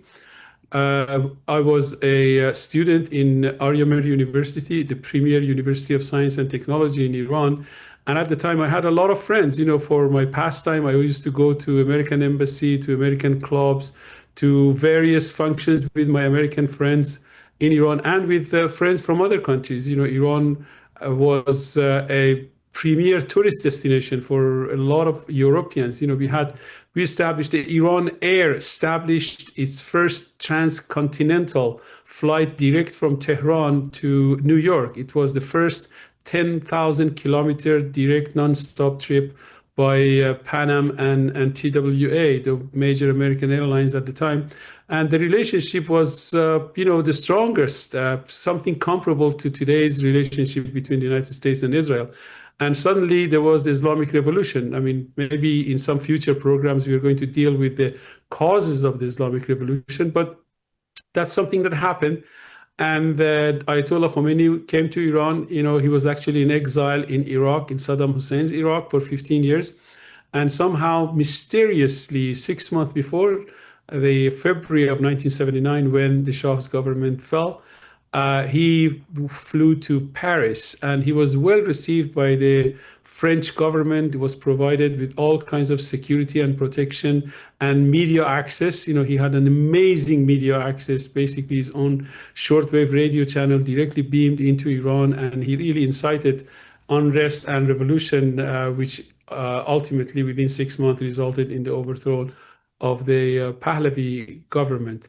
And after the Islamic Republic was established in Iran in February of 1979, the Middle East had never seen a day of peace. Basically, everything that Iran worked for in the prior half a century that the Pahlavi dynasty ruled in Iran, the Islamists, within a very short time, within probably a year or two, they unraveled all of that. Soon they started fighting with neighbors. The Iran-Iraq war started in 1980. and it lasts 8 years. A million people, almost 500,000 from either side, were perished in that useless and futile war. And during that time, the Islamic regime in Iran used the time and actually abused the time and took advantage of the patriotic time that any country that's at war will experience to crush all the dissent and all their opponents, all the opposition. And after the war ended in 1988, since 1988 till today, this government has been busy basically putting the entire Middle East in fire. They built a lot of proxies like Hezbollah in Lebanon, Hamas in Gaza, in occupied territories, in Yemen, Houthis in Yemen, a number of terrorist organizations and terrorist groups in Syria and in Iraq.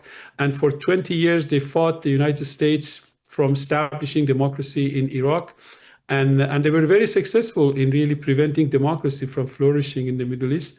And now we are here for the last 20 years. Iranian people have been trying hard, demonstrations after demonstrations. I'm not talking about small demonstrations. These are nationwide, million-strong demonstrations in the major cities in Iran. And the government has been brutally putting them down, the last of which was 3 weeks ago, which during the 8th and 9th of January, 2 weeks ago, the Iranian government basically mowed down the Iranian demonstrators across the country in something like 937 cities.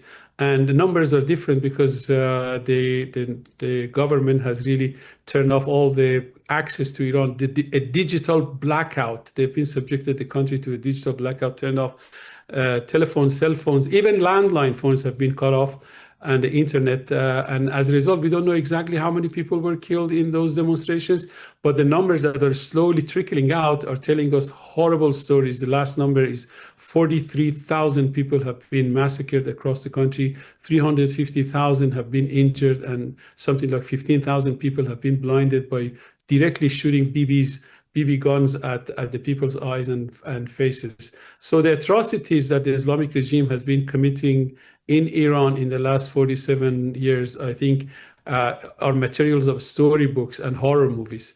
And I'm sure that someday when this government falls, this regime falls, there are many, many, heart-wrenching stories that will come out of Iran, and the whole world will know the true nature of this horrible, horrible regime.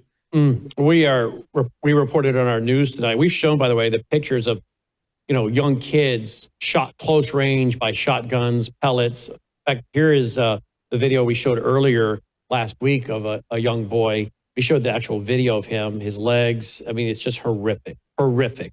Now we're getting reports, maybe 30,000, 36,000 dead, going into hospitals, killing people in the hospitals. President Trump tweeted out help was on the way, and many thought something was happening imminently. We now know that the USS Abraham Lincoln is in the region and other forces. We have a reporter on the ground in Israel, Aaron Lavarco, a reporter on the ground in Israel, texted me today stating that they're kind of getting indications something may be coming very quick. Do you have any indication that the Trump administration is about to do something, or Israel, or maybe both? Any indication? I think that the Trump administration is going to do something spectacular. I think they have played with Trump the way they did with Obama and Biden over the course of that negotiation that President Obama had with the Iranian regime, the so-called JCPOA, or nuclear agreement. They stretched those negotiations for 2 years, and eventually they convinced President Obama to agree to that horrible agreement, a JCPOA, in which they allowed the Iranian regime to basically keep their nuclear technology, nuclear enrichment technology, only to put a pause on it for a period of 10 years, after which they were entitled to enrich uranium and basically do whatever they wanted. But of course, when President Trump came to office in his first term, he immediately pulled the United States out of that agreement. And as a result, because America was the biggest weight and the biggest government in that agreement, along with 3 European countries of France, Germany, and the UK, along with China and Russia, After President Trump pulled out of that agreement in 2018, the agreement basically fell apart, and U.S. immediately applied sanctions and reinstated all the sanctions that were in place prior to that agreement. And since 2018, President Biden grudgingly agreed with keeping President Trump's sanctions in place. But nevertheless, he kind of looked the other way when Iranian regime shipped millions of barrels of oil to China in direct violation of the terms of those sanctions.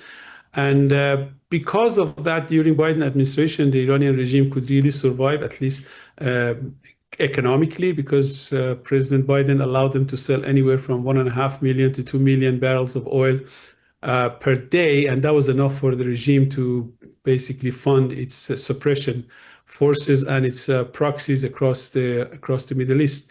But after the second term, almost a year ago, a few days more than a year ago, when President Trump came to office, he immediately applied what he called the maximum pressure on the Iranian regime, on the Islamic regime in Iran. And that policy of maximum pressure has been extremely effective in drying up all the resources, at least all the currency, all the hard currency of this regime, which it primarily uses for funding its proxies and putting the entire Middle East to fire, pursuing construction of the weapons of mass destruction through the development of the technology of nuclear enrichment and long-range missiles. Very little of Iranians' money is used for economic development, for projects to promote Iran, and for whether economic development, human development, environmental, or anything for that matter. Iran has one of the oldest fleet of airlines in the world. Some of the airliners that are flying some of the planes in Iran are the planes that we acquired prior to revolution, which means they're anywhere from 40 to 50 years old. These are disasters to happen. But nevertheless, because this regime is subject to all kinds of sanctions. One of those sanctions are dual-use sanctions against technology that can be used in military as well as civilian technology. So airplane manufacturers use some of the most advanced technologies. And since some of the components of those airplanes can be used in development of missiles and anti-air defense systems and so on and so forth. So the United States, Europeans, and any country that uses more than 10% of American technology in their planes, like Brazil and Canada, they're not allowed to sell planes to Iran. And as a result, Iran has one of the most dangerous airlines in the world. And poor people have to use these airlines, and these airlines are disasters that happen. The Iranian planes fall out of the sky on a yearly basis.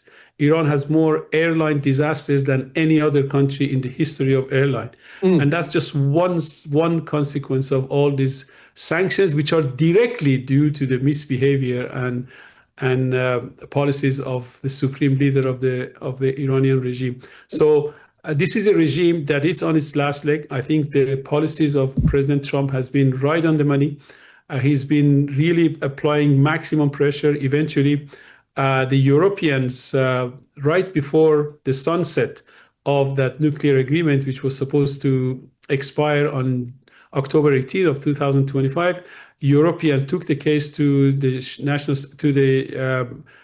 Security Council of the United Nations and declared Islamic Republic in violation of the terms of the nuclear agreement, and they reinstated all the sanctions which were stopped as a result of the JCPOA agreement.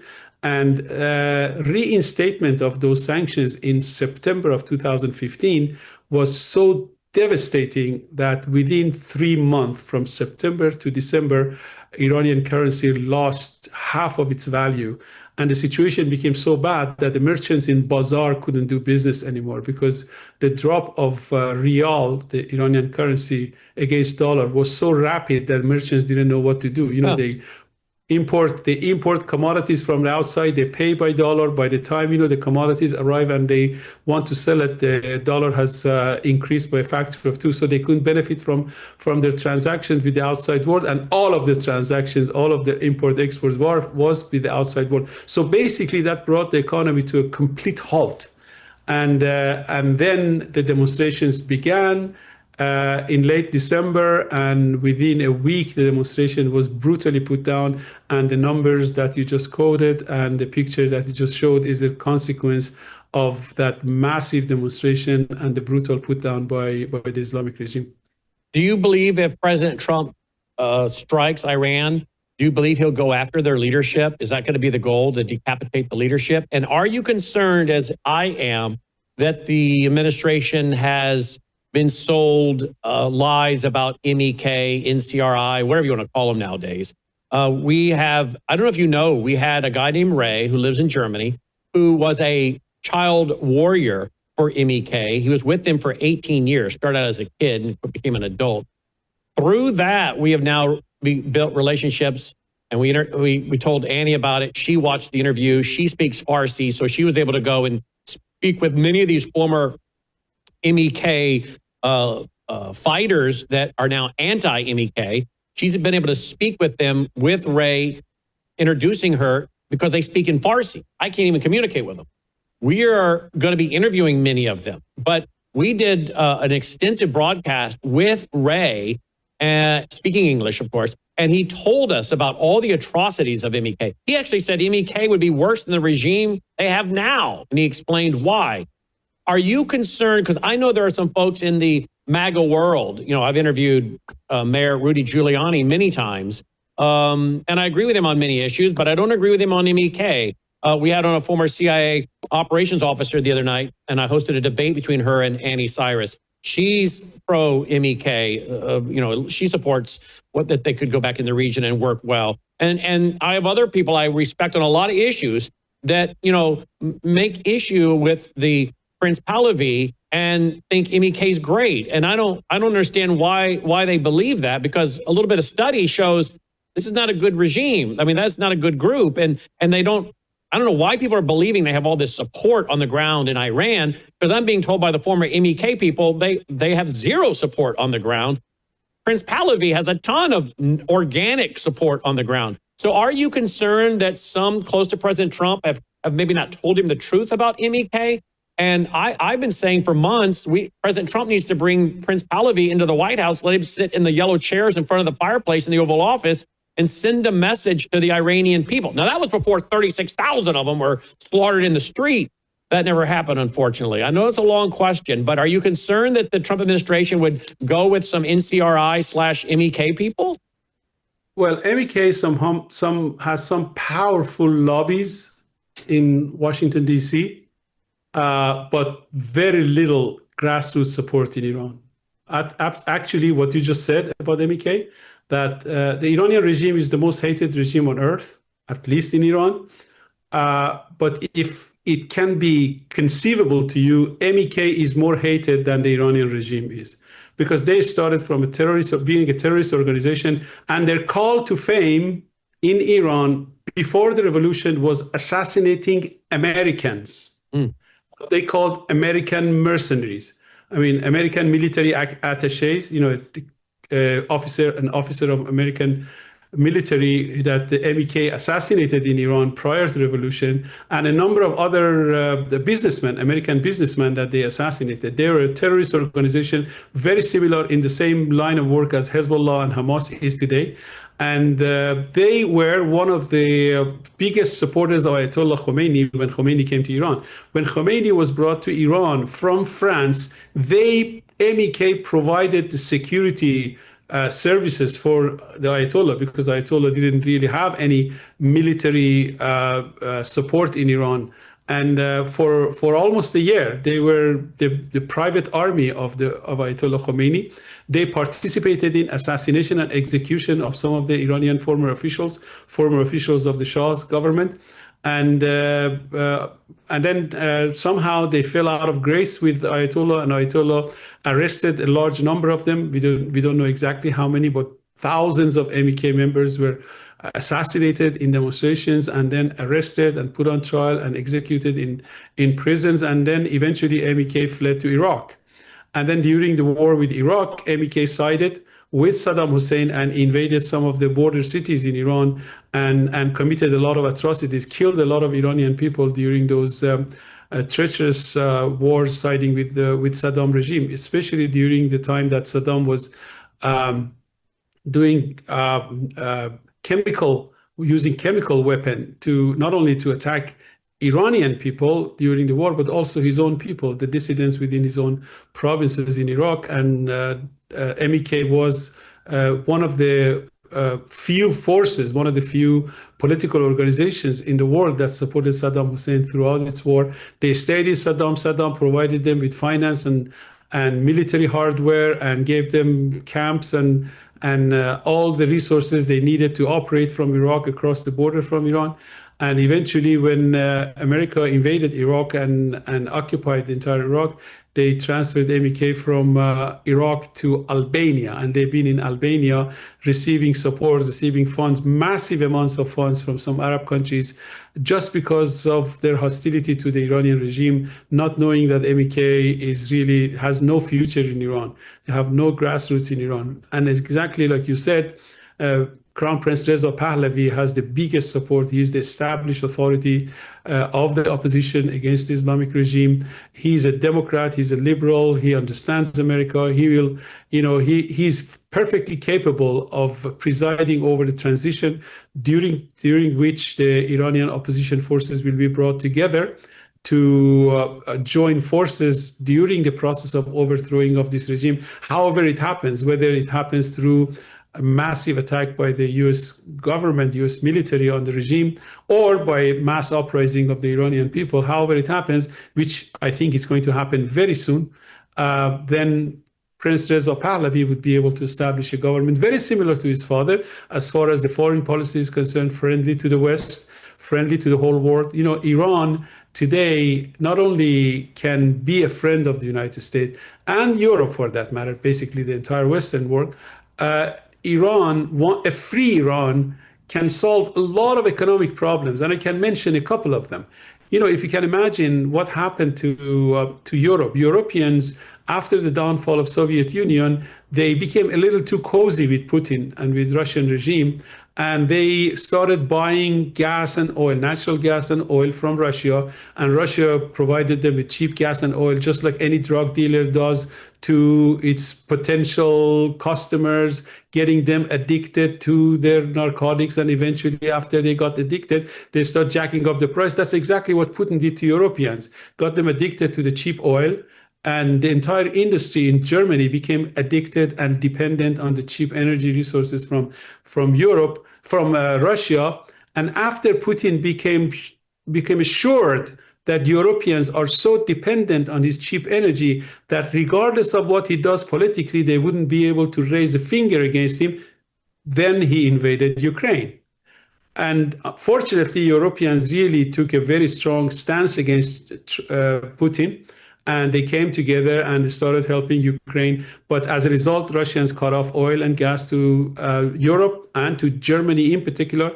And Germany is experiencing, since the beginning of the war and the cutoff of the Russian oil and gas, Germany is experiencing an existential economic crisis. Germany, which was the beating heart of European economy, is now at the verge of economic collapse because of the loss of its energy resource, and the replacements that they found for the cheap Russian gas and oil, they're buying it at 4 times the price that they used to pay the Russians, and that basically means manufacturing of anything in Germany unprofitable. So the fact that Europe is now confronting an existential crisis, Iran can come to rescue. Iran is the only country in the world that has at least 10 million barrels of oil and gas, untapped oil and gas, which is presently not presented to the international energy market. And if United States gets rid of the Iranian regime and Iran comes back to the fold of the American and the Western economy, then American companies, which are the best in the world for oil industry extraction and processing, within a very short time, they can bring 10 million barrels of oil to the global market, and they will solve this existential threat that Europe and Germany are confronting. This is just one of area. the side benefits of getting rid of this regime. Let's talk about Prince Pahlavi's relationship to Israel. His family, I think since his father, and he continued that, taken a trip to Israel every year. So he already has a working relationship with the leadership of Israel. I saw the pictures earlier last year where I think the Prince Pahlavi's daughter married a Jewish gentleman. So obviously this is not some kind of radical Islamic family. They take a trip to Israel every year. They're friendly to Israel. I mean, that right in itself would be a major stabilizing factor in the Middle East, would it not? Absolutely. I just gave you one of the benefits of a free Iran for Europeans. Another one is for Israel. Persians and Jews go back long before even 3,000 years ago, pre-Islamic and even pre-Christian era. And the friendship between the Persians and Jews are so well established that it's even appeared in Torah. That Cyrus the Great, which saved the Jewish nation from the bondage in Babylon, and set them free. And not only set them free, Cyrus the Great, the king of Persia, financed the reconstruction of the Jewish temple in Jerusalem.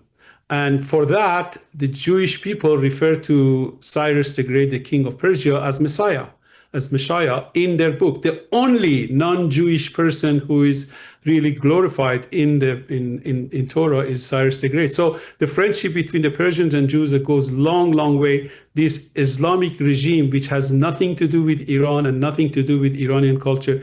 Iran had a glorious culture 1,000 years before the Arabs invaded Iran and ransacked the Iranian empire. Not only Iranian empire, the Roman empire, the Egyptian empire, and then they ran their empire from India to Spain. And for 200 years, Iran was under the thumb of the Arab rulers. But the Iranians slowly came together and saved themselves one province at a time. And eventually, by the time of about 500 years ago, Iran was completely reestablished from the fragments of what was left after the invasion of Arabs. So there is no love lost between Iran and Islam. Today, because of the atrocities of the Islamic regime, Iran is one of the most secular countries on the face of the earth. Iranians have completely divorced Islam, not only political Islam, but Islam as a religion, particularly in the branch of Islam that's prevalent in Iran, the so-called Shiites. And all of that, along with the fact that, the kings of Iran, especially during the prince's father, the Shah Mohammad Reza Pahlavi, we had very strong ties with Israel. We were providing Israel with the line. There was a direct oil line and gas line between Iran and Israel. And something that, the Islamic regime cut it off after the establishment of the Islamic Republic. But all of that can be reestablished. I think the Israelis know it very well. During the time that I was in Iran, I left Iran in January of 1979. During the time I was in Iran, Israeli embassy was one of the biggest embassies in Tehran, was a common place for cultural activities, was very well known, very low security. I remember that there was, in 1968, the Israeli football team came to Iran in the context of the Asian Games. And Israel, at that time, was a member of the Asian Football Federation. But the only country in Asia that will play with Israel, will agree with it, because it was Iran, because Iran actually recognized Israel politically as an independent country, but they couldn't play games in any other country. I went to that stadium in 1968 and watched the game, and it was a spectacular game, very peaceful game. And the same kind of relationship, and even better and stronger relationship now that the Jewish people realize, how they can help, the same way that Iranians helped the Jewish nation from total annihilation 3,000 years ago. I think Benjamin Netanyahu understands that it's time to return the favor and help Iranians who are really caught in the in the web of violence and brutality of this regime to rid themselves. And he did a heroic act in Iran in the 12-day war. Unfortunately, President Trump, for whatever reason, which is beyond my comprehension, stopped Netanyahu from finishing the job back in June of 2025. Well, President Trump, I think, said, I saved his life. I saved the Supreme Leader's life. And I'm thinking to myself, why would you do why would you do that? And I don't want to be too critical of the president, but if he had let Israel finish it, do you think we would have 36,000 people dead right now? They just got murdered in the street? They'd still be alive, would they not?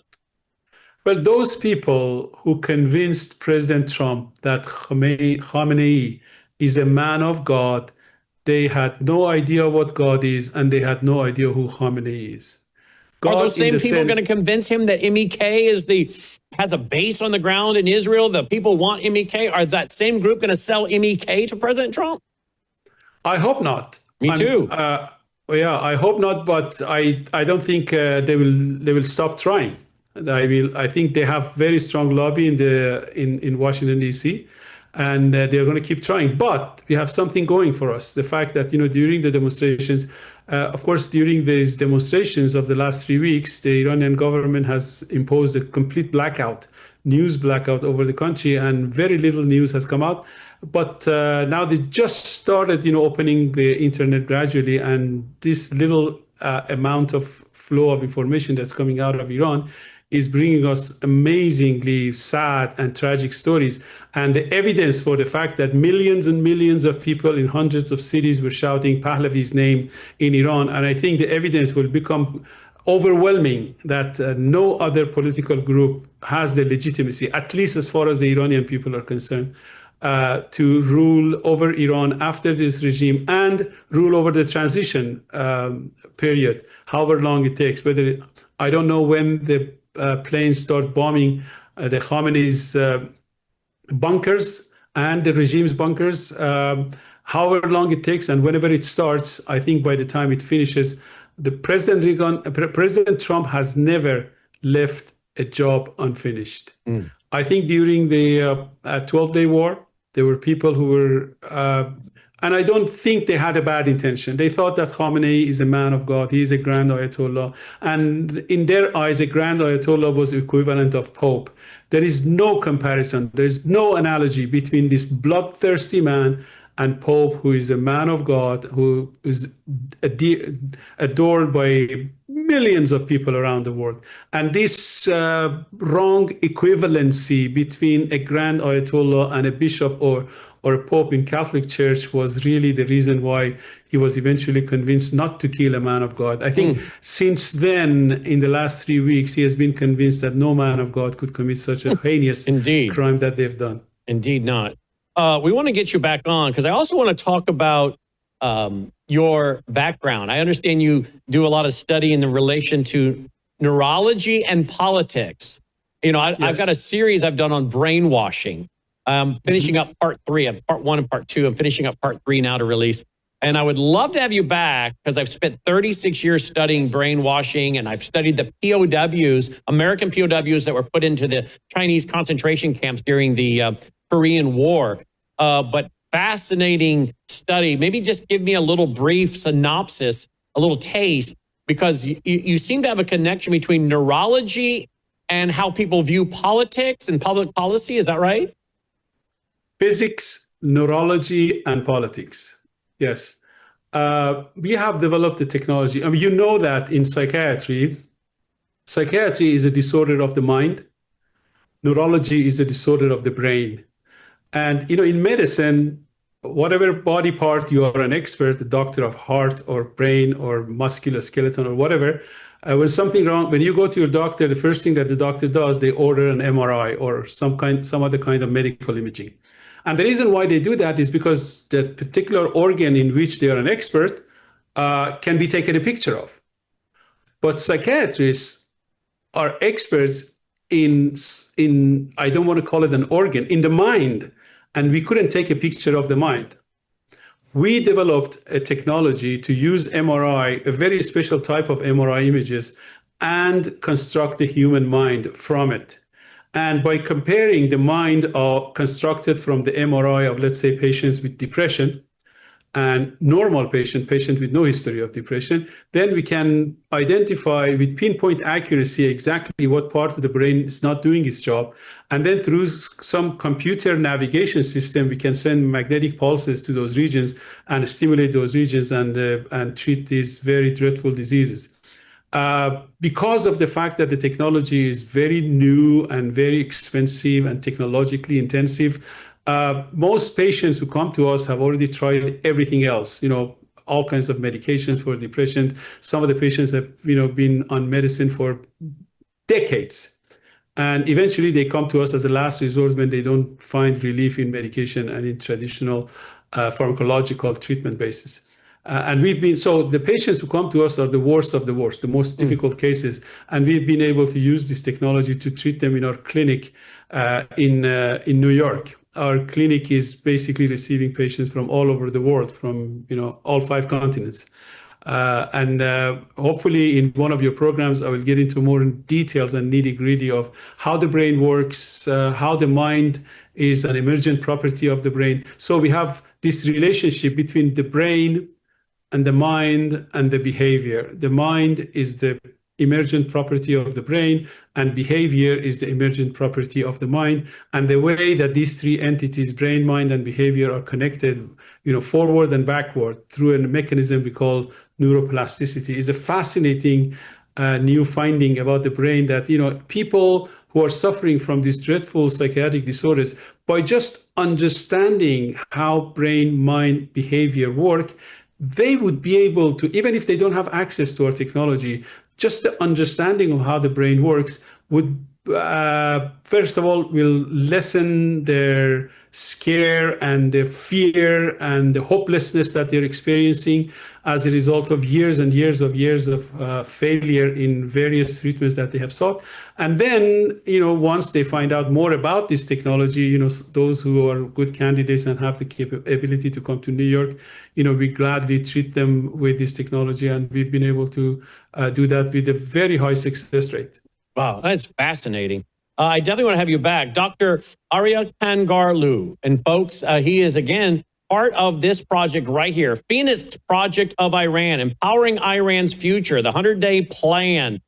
A lot of people have said that the Prince Pahlavi, he doesn't have a plan. He's been gone so long. Oh, really? Well, here's a 100-day plan right here, guys. And it goes into a whole lot of stuff. You heard Dr. Alayar go into just a little bit of it, but it's everything from related to currency, to jobs, to the Middle East and its relationship to Israel, America, oil, exports, investment, and so much. So again, a lot of folks are out there saying things that are not true, and yet here's the Phoenix plan, and we're going to have him back. Dr. Alayar, thank you so much for making time for us. Thank you very much for applying. And let me ask you this in closing. The spirits of Prince Pahlavi, I'm guessing you must communicate with him, visit with him. You're in the room with him at times. How are his spirits right now with all that's going on? Very high. It's amazing that with the amount of pressure that he's under, how positive he is, how lively he is, and how energetic he is. And I think he, with the kind of characteristic that he has, with the kind of conviction he has, with the kind of love he has for Iran, I think he's the single most qualified person to take this load beyond the end point. Excellent. Look forward to visiting with you more. Thank you for being so generous with your time. You're very welcome. Thank you. Fascinating conversation there, folks. And thank you to Andy Cyrus for helping set that up. We'll be right back after this short break.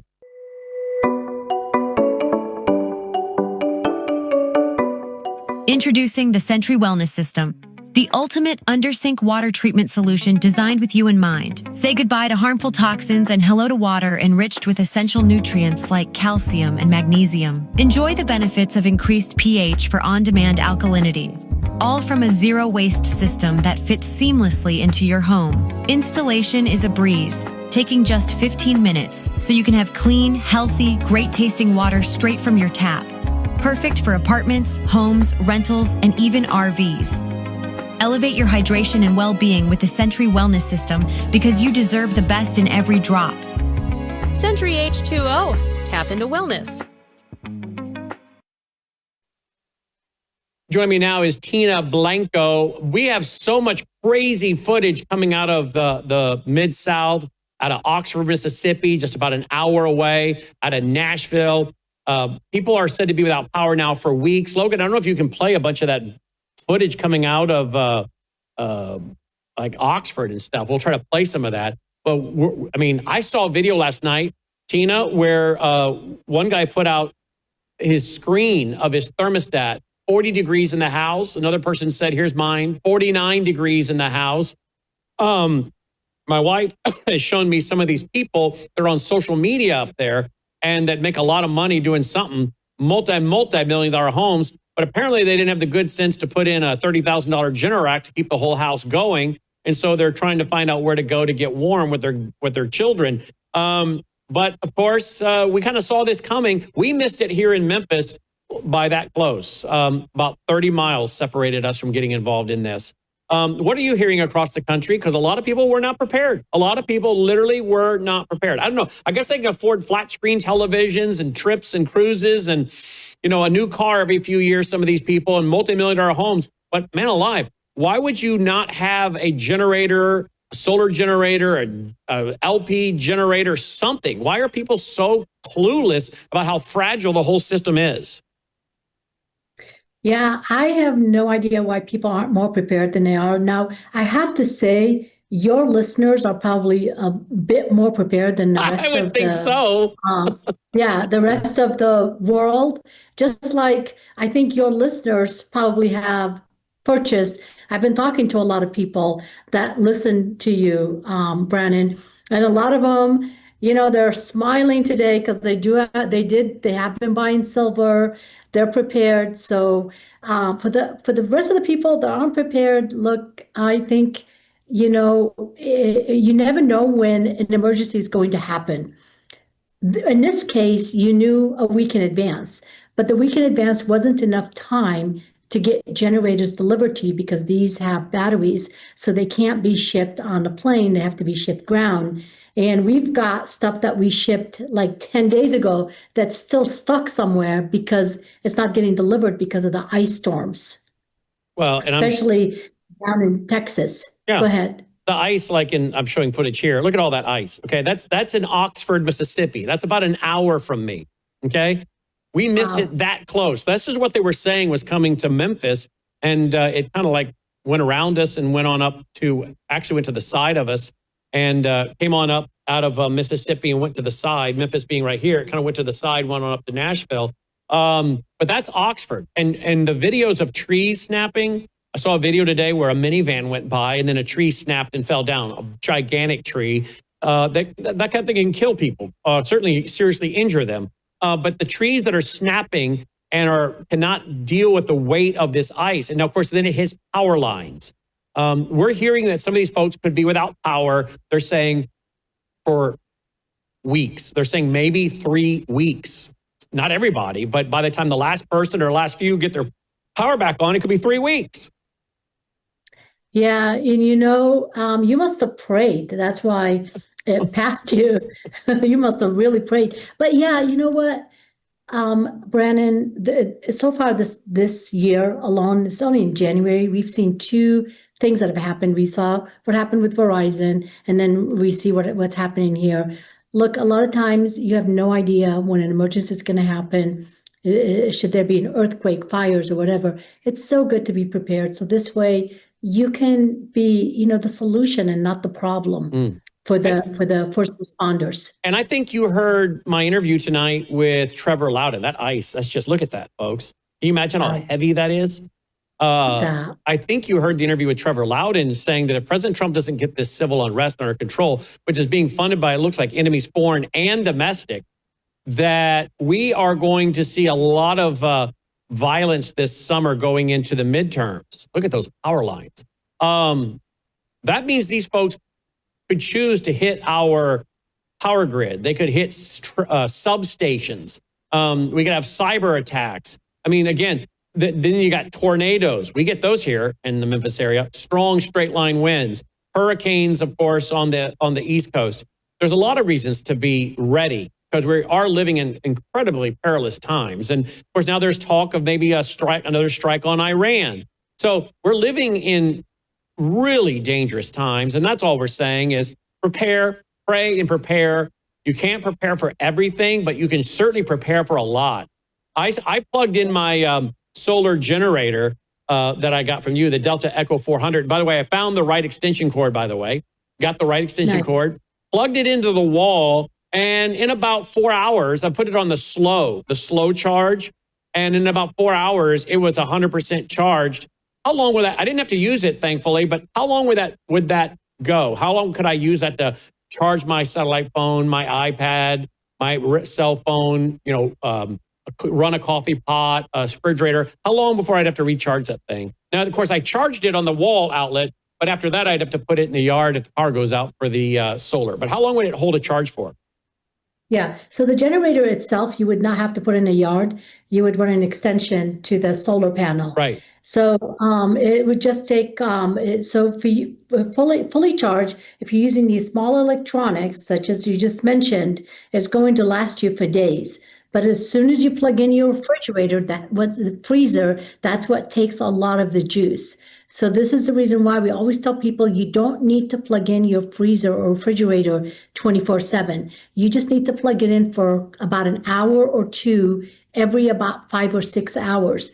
As long as you don't open your refrigerator and you don't open your freezer, things stay cool for a very long time. So yeah, that could last you for days with proper use, Brandon. Well, and see, like today, the sun is back out. So if we had to use it, the sun's back out today, you could charge it. And it'll even, although it'll charge slower, you can even charge it in the cloud when there's clouds, correct? Right. But if you had a 400-watt charger, that charges it so quickly during the day, like in 3-4 hours, you get a full charge on that. So get the 400-watt if you can. That's what I have, the Delta Echo 400. Yeah, but to get the 400-watt solar panel as well, because it's a little bit heavier to carry. I can carry it. It is portable. It's got a handle, and you could just take it outside and open it up, and then you can plug in anything, not just your generator. You can plug in other electronics into it as well. So those things, the solar panel, either the 240 or the 400-watt is a must. And then for the generators, you can get the size that you want. You can get either the small, medium, large, extra large. The big one that you can't carry that does have wheels on it. So all of these are made to be portable. So when there is an emergency, you take them out of storage. All you have to do is once every 6 months, take them out, charge them. So this way, when there's an emergency, that they're fully charged. So do that every 6 months. Take them out and charge them. When you take them out of the storage, they're ready to go. And then of course, once it's safe outside, then you can take the solar panel outside, run an extension, keep them charged. So this way, at night, that they're fully charged. During the day, that they're getting charged as you're using them. And so call our people and ask them. We have a lot of professionals. Tell them what you want. Let us know. Do you just want to keep your refrigerator going? Do you want to keep your whole house? Do you want to just your electronics? Based on what you need, what you're going to need, what you can't live without, should there be an emergency, you buy the products that you actually will need only. But at least one generator and at least one solar panel, I think every household should have as a backup.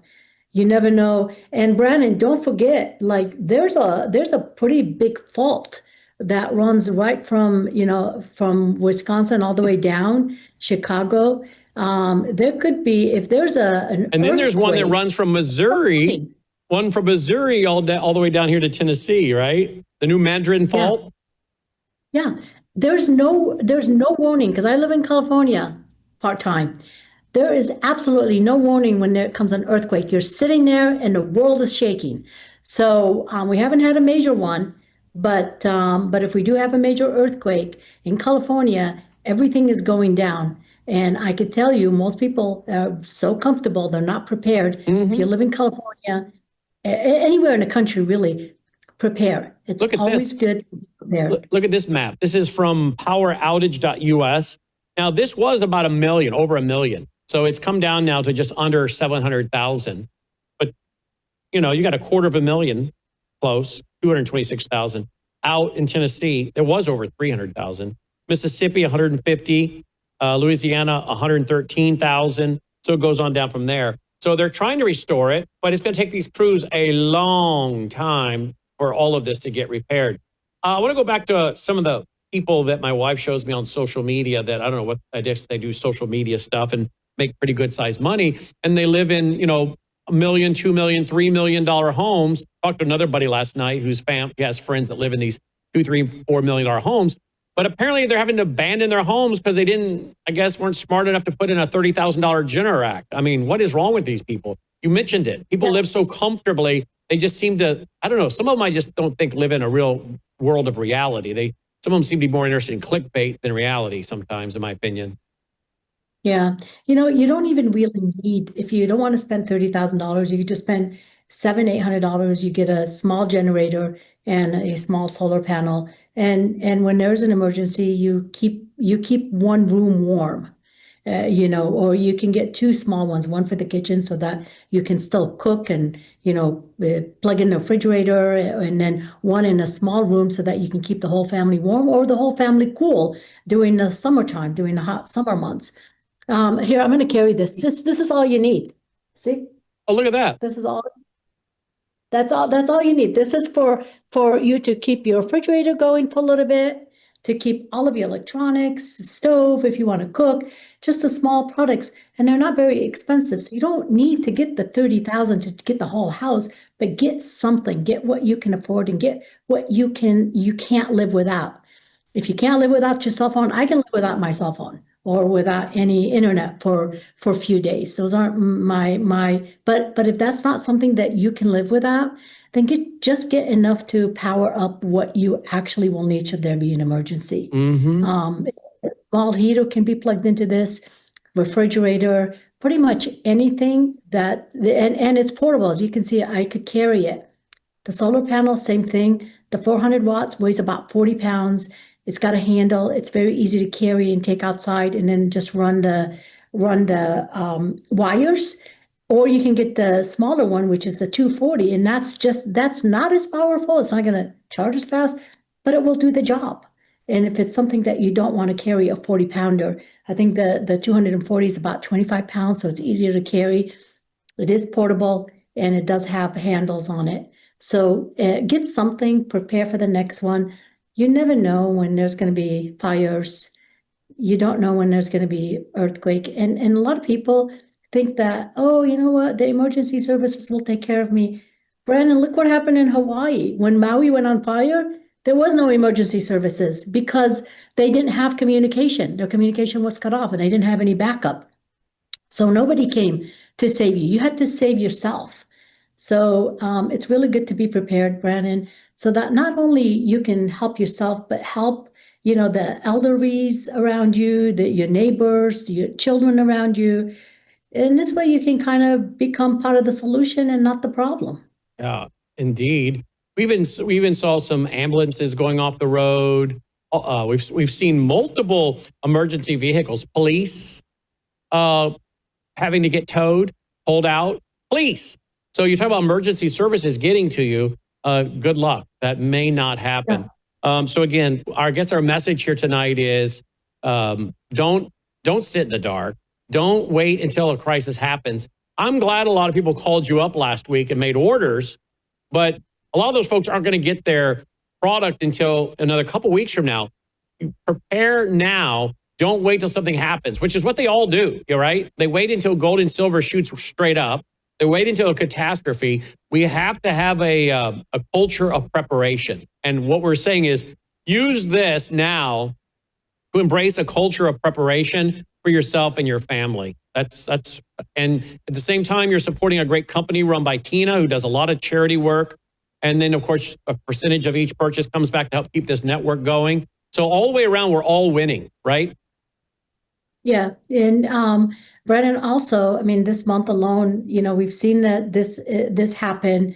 and people weren't prepared. And you're absolutely right. They waited till the last minute. And because we can't ship it on air, we have to ship it ground. So it takes time to get there. Be prepared, order now. We still have a lot of inventory because we are prepared. We're preppers, by the way. Our company is a prepping company. We carry inventory. Most people are out of these products. We didn't raise any prices. We actually lowered our prices. And if people call today, if they call and place the order online, if they mention you, Brandon, they can get a 10% off on already discounted price. So please don't forget, if you do call and our experts so that you can get information, tell them what you need, let them know, do you just want to charge electronics, so that they can choose the right product for you. So we have some packages together that we put together that are discounted. We'll discount them even more. But let's just also go on to see what happened this month alone with what happened with Verizon. Now we don't really know exactly what happened, but we know that all cell phones, not all of them, but majority of in major cities, the people had their cell phones and it just showed SOS. Why is that? Why did it show SOS? So you need to be prepared also for communication, Brandon. And this is just a small sample of what could possibly happen. My recommendation, have a satellite phone, be the one person in your neighborhood that has a satellite phone. The one thing that we hear over and over when there is an emergency in an area is that people allowing their friends, neighbors, elderlies use the satellite phone to communicate with their families to let them know that they're okay. The reason why these phones can't be hacked, Brandon, is because you carry your own cell tower with you wherever you go. You take this phone outside, you extend this antenna, this goes down, you extend it, it connects direct to the satellite, and you can make a call. Not only is it secured call, but you'll be able to make a call anytime, at anything, doesn't matter, without any exception. You'll be able to make a phone call to anybody, anywhere on earth. WorldviewTalk.com, WorldviewTalk.com. Check it out, folks, WorldviewTalk.com, or 1-866-738-3224, 1-866-738-3224. Call. That's a great thing to do, is to call, so you can explain what it is you're trying to accomplish and therefore order the right product from WorldviewTalk.com and our friend Tina Blanco. Tina, thanks for being with us tonight and for all the great work you do, the charitable work, the first responder work, and then also being a great sponsor of this broadcast and network. Thank you, Tina. Thank you so much for having me. I really appreciate it. God bless. You too, Tina. Tina checking in tonight. WorldviewTalk.com, 1-866-738-3224. And we're going to keep you posted on those numbers related to power outages and how long it takes to get people back on, because it's a good reminder for us, because some of these people are going to be 5 days, 10 days, 2 weeks. We'll see. We'll see how it goes. I don't know. Would you like to be without power for 5 days? Better than 10 days or 2 weeks, but 5 days without power, that's a long time not to be able to, make meals if you don't have the right preparation or the right heat, or to take a hot shower unless you have a gas water heater. If you have an electric water heater, I guess you're toast. You're taking cold showers. 5 days, 10 days, 2 weeks. Let's see how long this goes. Because again, this is not uncommon for this area. When you get ice, it's not uncommon. We have tornadoes, strong winds.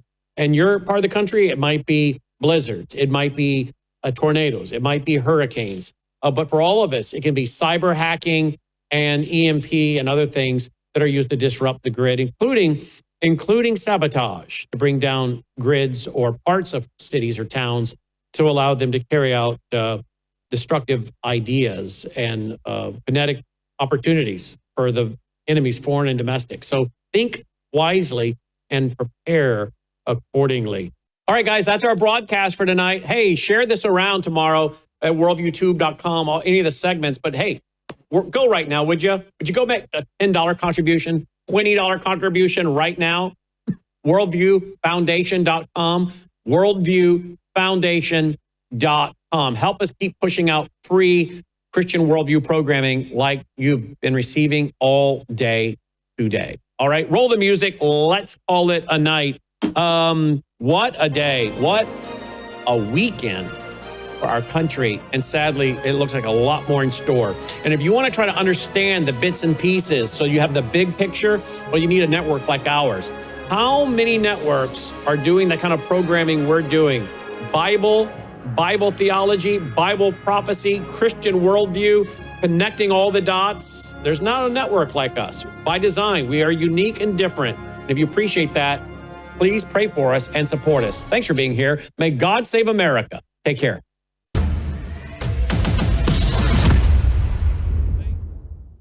You're watching Worldview 2, built on the 35 years of Worldview books, documentaries, research, high-profile interviews, and the radio and television broadcasts of Brannon House.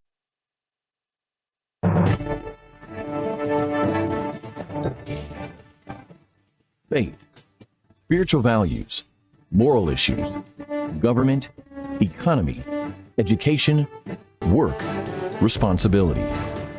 What we think about these depends on our worldview. Now, VCY America presents Worldview Radio with Brannon House. And welcome. Glad you are with us today, folks. What a weekend, and there is more to come. It's going to be a very busy news day and a very busy week, perhaps. I guess that's become the pattern. We're getting word as we are coming on the air from our reporter on the ground in Israel that there may even be coming in the hours a strike on Iran as forces are now in the Middle East, the USS Abraham Lincoln and others.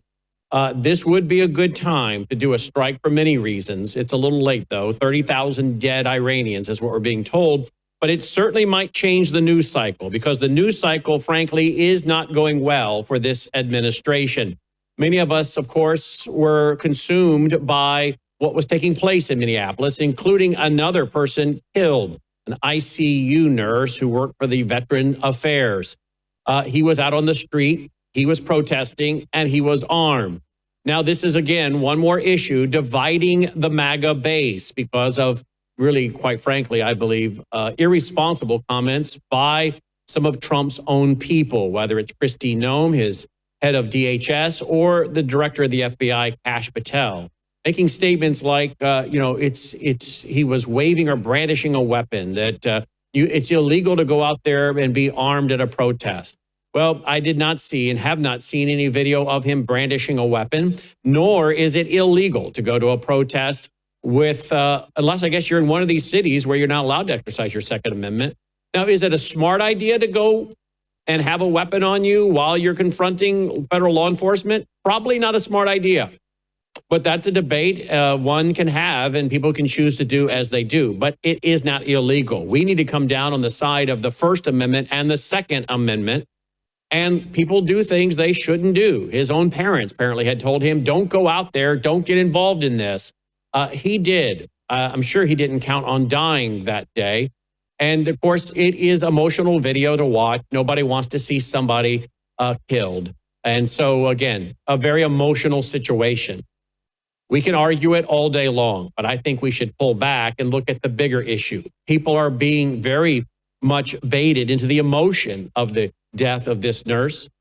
They are, of course, questioning the actions of the ICE agents, who apparently, some of them may have indeed feared for their life or serious bodily harm. Apparently, as I've watched the video a gazillion times, heard the words gun, gun several times. And then apparently one of the agents reaches in, takes the gun out of the man's holster, and it is a type of gun that is apparently known to misfire. And apparently, because it's still under review and investigation, the gun indeed does misfire, which apparently triggered, and I say apparently, triggered the agents thinking it was coming from the gun that they had just been warned about. And it spiraled fast. Well, here's the issue in my analysis. I don't believe from my research that ICE are heavily trained to deal with rioters and mob control. They generally, I think, are going into meat packing plants and other facilities, construction sites, and rounding up illegals and processing them. I don't think they have the kind of training that's required for dealing with crowd control and rioters. At the same time, they are being pelted. They're having cars run at them, ice bricks thrown at them. This is, of course, a very dangerous situation for them. one has to question why the administration would go into a state like Minnesota that is run by a governor that many say is really an agent of the CCP. That's their opinion based on his travels to China and other things. A lieutenant governor that is reportedly tied in with some of the signal chat groups and whatnot. That's according to reports. We're trying to verify all of it in real time. And then, of course, you have an attorney general that has been aligned, according to numerous reports, with Muslim Brotherhood. Why on earth would you take a Democrat farm labor state, which merged the Democrat Party with the communists years ago, a captured state in many regards? Why would you take and go in there with ICE in broad daylight and do these kind of attempts? Now, I'm not saying surrender to these people at all. I'm just saying it seemed like, in my opinion, and I could be wrong, that a trap was set, that the administration was baited. Of course, this all escalated quickly with what appears now to be foreign and domestic actors, including not only the CCP and CCP-funded front groups, but apparently the government of Mexico, working in concert with their consulates across the United States of America. More on that later or tonight on Brandon House Live. Peter Schweitzer in his new book, Invisible Coup. Last week, I said President Trump should likely be invading Mexico and taking that government over. If you want to take over governments, Mexico might be the first one to do, as it is a narco-terrorist state rife with CCP and likely Islamic terror cells as well. And yet now we find out that the Schweitzer book is telling us there are consulates all across America, Mexican consulates, and they are indeed weaponizing the issue of immigration. So with all that as our background, I would think the administration would be very, very careful not to go into a trap where they're looking for their next George Floyd moment. I think they just got it. And there are, of course, people being shipped into there from all over the country, many of these cultural Marxists and anarchist groups, many of the people wearing still their keffiyehs. Again, the red-green axis, or maybe what we would call the black-green axis, the black being anyone that's anti-American, the green being the Islamist. But we all know that the change comes from the conflict. And of course, the Marxists in the Democrat Party do not want to lose all of these millions upon millions of illegals who they can turn into voters and win the election from then on. Isn't that what we played years ago from one of the leaders of this movement? That if we can legalize these people, we can win every progressive election from now on. Now, there are reports that China has been deliberately working to have children born in the United States of America. Birthing houses, as many as 10 in Houston alone. Birthing houses all over California and America. And these Chinese, basically manufactured babies are born here in America, anchor babies, get their U.S. citizenship, and then they are taken to China, where they are indoctrinated into the CCP worldview, and then they can come back to America and vote. And now we're talking about by 2030, the potential of hundreds upon hundreds of thousands, maybe even 1 million plus. This is immigration warfare, immigration weaponization. And you would think, again, the Trump administration would have been briefed and understood. Now, this is the desire to bait you and gaslight you into something. Let's be very careful. And let's move in there, not in broad daylight, not when we realize they're tracking our plates, they're scanning our plates, they know all of our movements, they're sharing them, and they likely have intel inside the government in Minnesota. I tell you what, let's do this, guys. Let's go in very strategically like a scalpel. We just showed we could do it in Venezuela. Let's send in guys that are specifically trained and go after the biggest hardened criminals first and foremost. Why are we doing this in broad daylight for this confrontation to occur for the cameras? This is much a media war as anything. And I would think President Trump would know that from his years in television. And he's losing that war.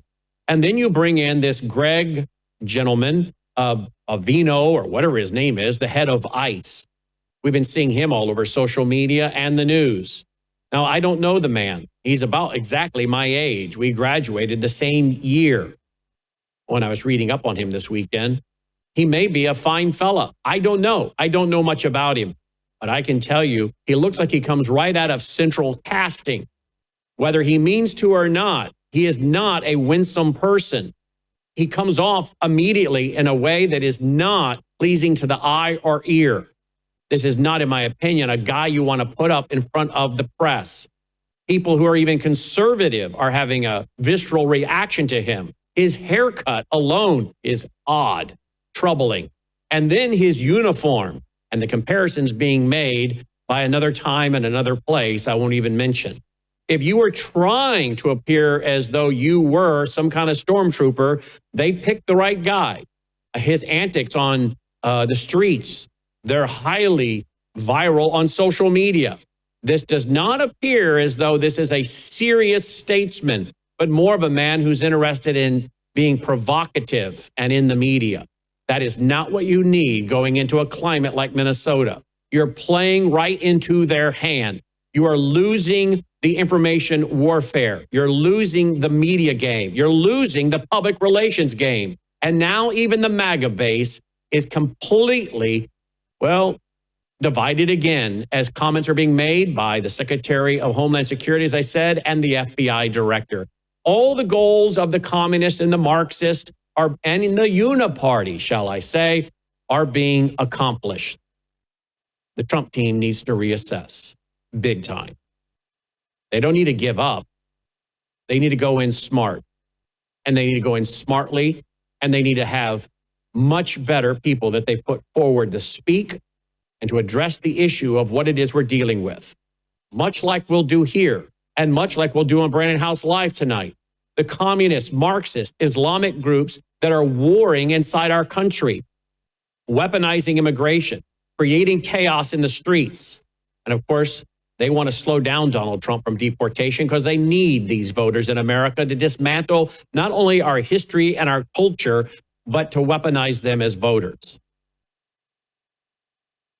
And then you have the problem with the treason that appears to be going on, the insurrection at the state level, from California to Michigan to Minnesota, actors in state government that appear to be providing information, according to numerous reports and sources, to these anti-American groups, these insurrection groups. Why is the administration not out explaining to the American people in a very calm, documented, and visual way with screenshots, manuals, the very insurrection manuals that are all over the internet that anyone can see and read that these people are following? It isn't just one manual, it's multiple playbooks, folks. The administration needs to stop running this from their chest pocket and going off with just unscripted moments. They need specific PowerPoint keynote presentations from someone in the administration to detail who is behind this, what enemy states are behind this, what actors, foreign and domestic, and reveal that this is a battle on our soil for the very issue of American culture, laws, sovereignty, and the attempt to overthrow the republic as we know it. Again, marginalize and characterize all conservatives, all constitutionalists, all Christians, those interested in our own borders, our own culture, our own money, our own laws, are being categorized as the source of all suffering and oppression. That's what they want. What we've been warning about here for how many decades now? The cultural Marxist agenda. The source of all suffering and oppression is Christianity and capitalism. And now they're playing right into that. There needs to be someone in this administration that can explain all this. There was at one time in the first administration, he tried to lay out for President Trump the cultural Marxist agenda from the Frankfurt School. He ended up being fired by a guy named McMaster. Remember him? Sadly, he passed away. This is a big worldview battle. But as we've said, the chaos produces the change. How is this maybe being studied by big tech to get Americans to surrender on both sides to digital IDs so we can have the new norm? Courtney Turner joins us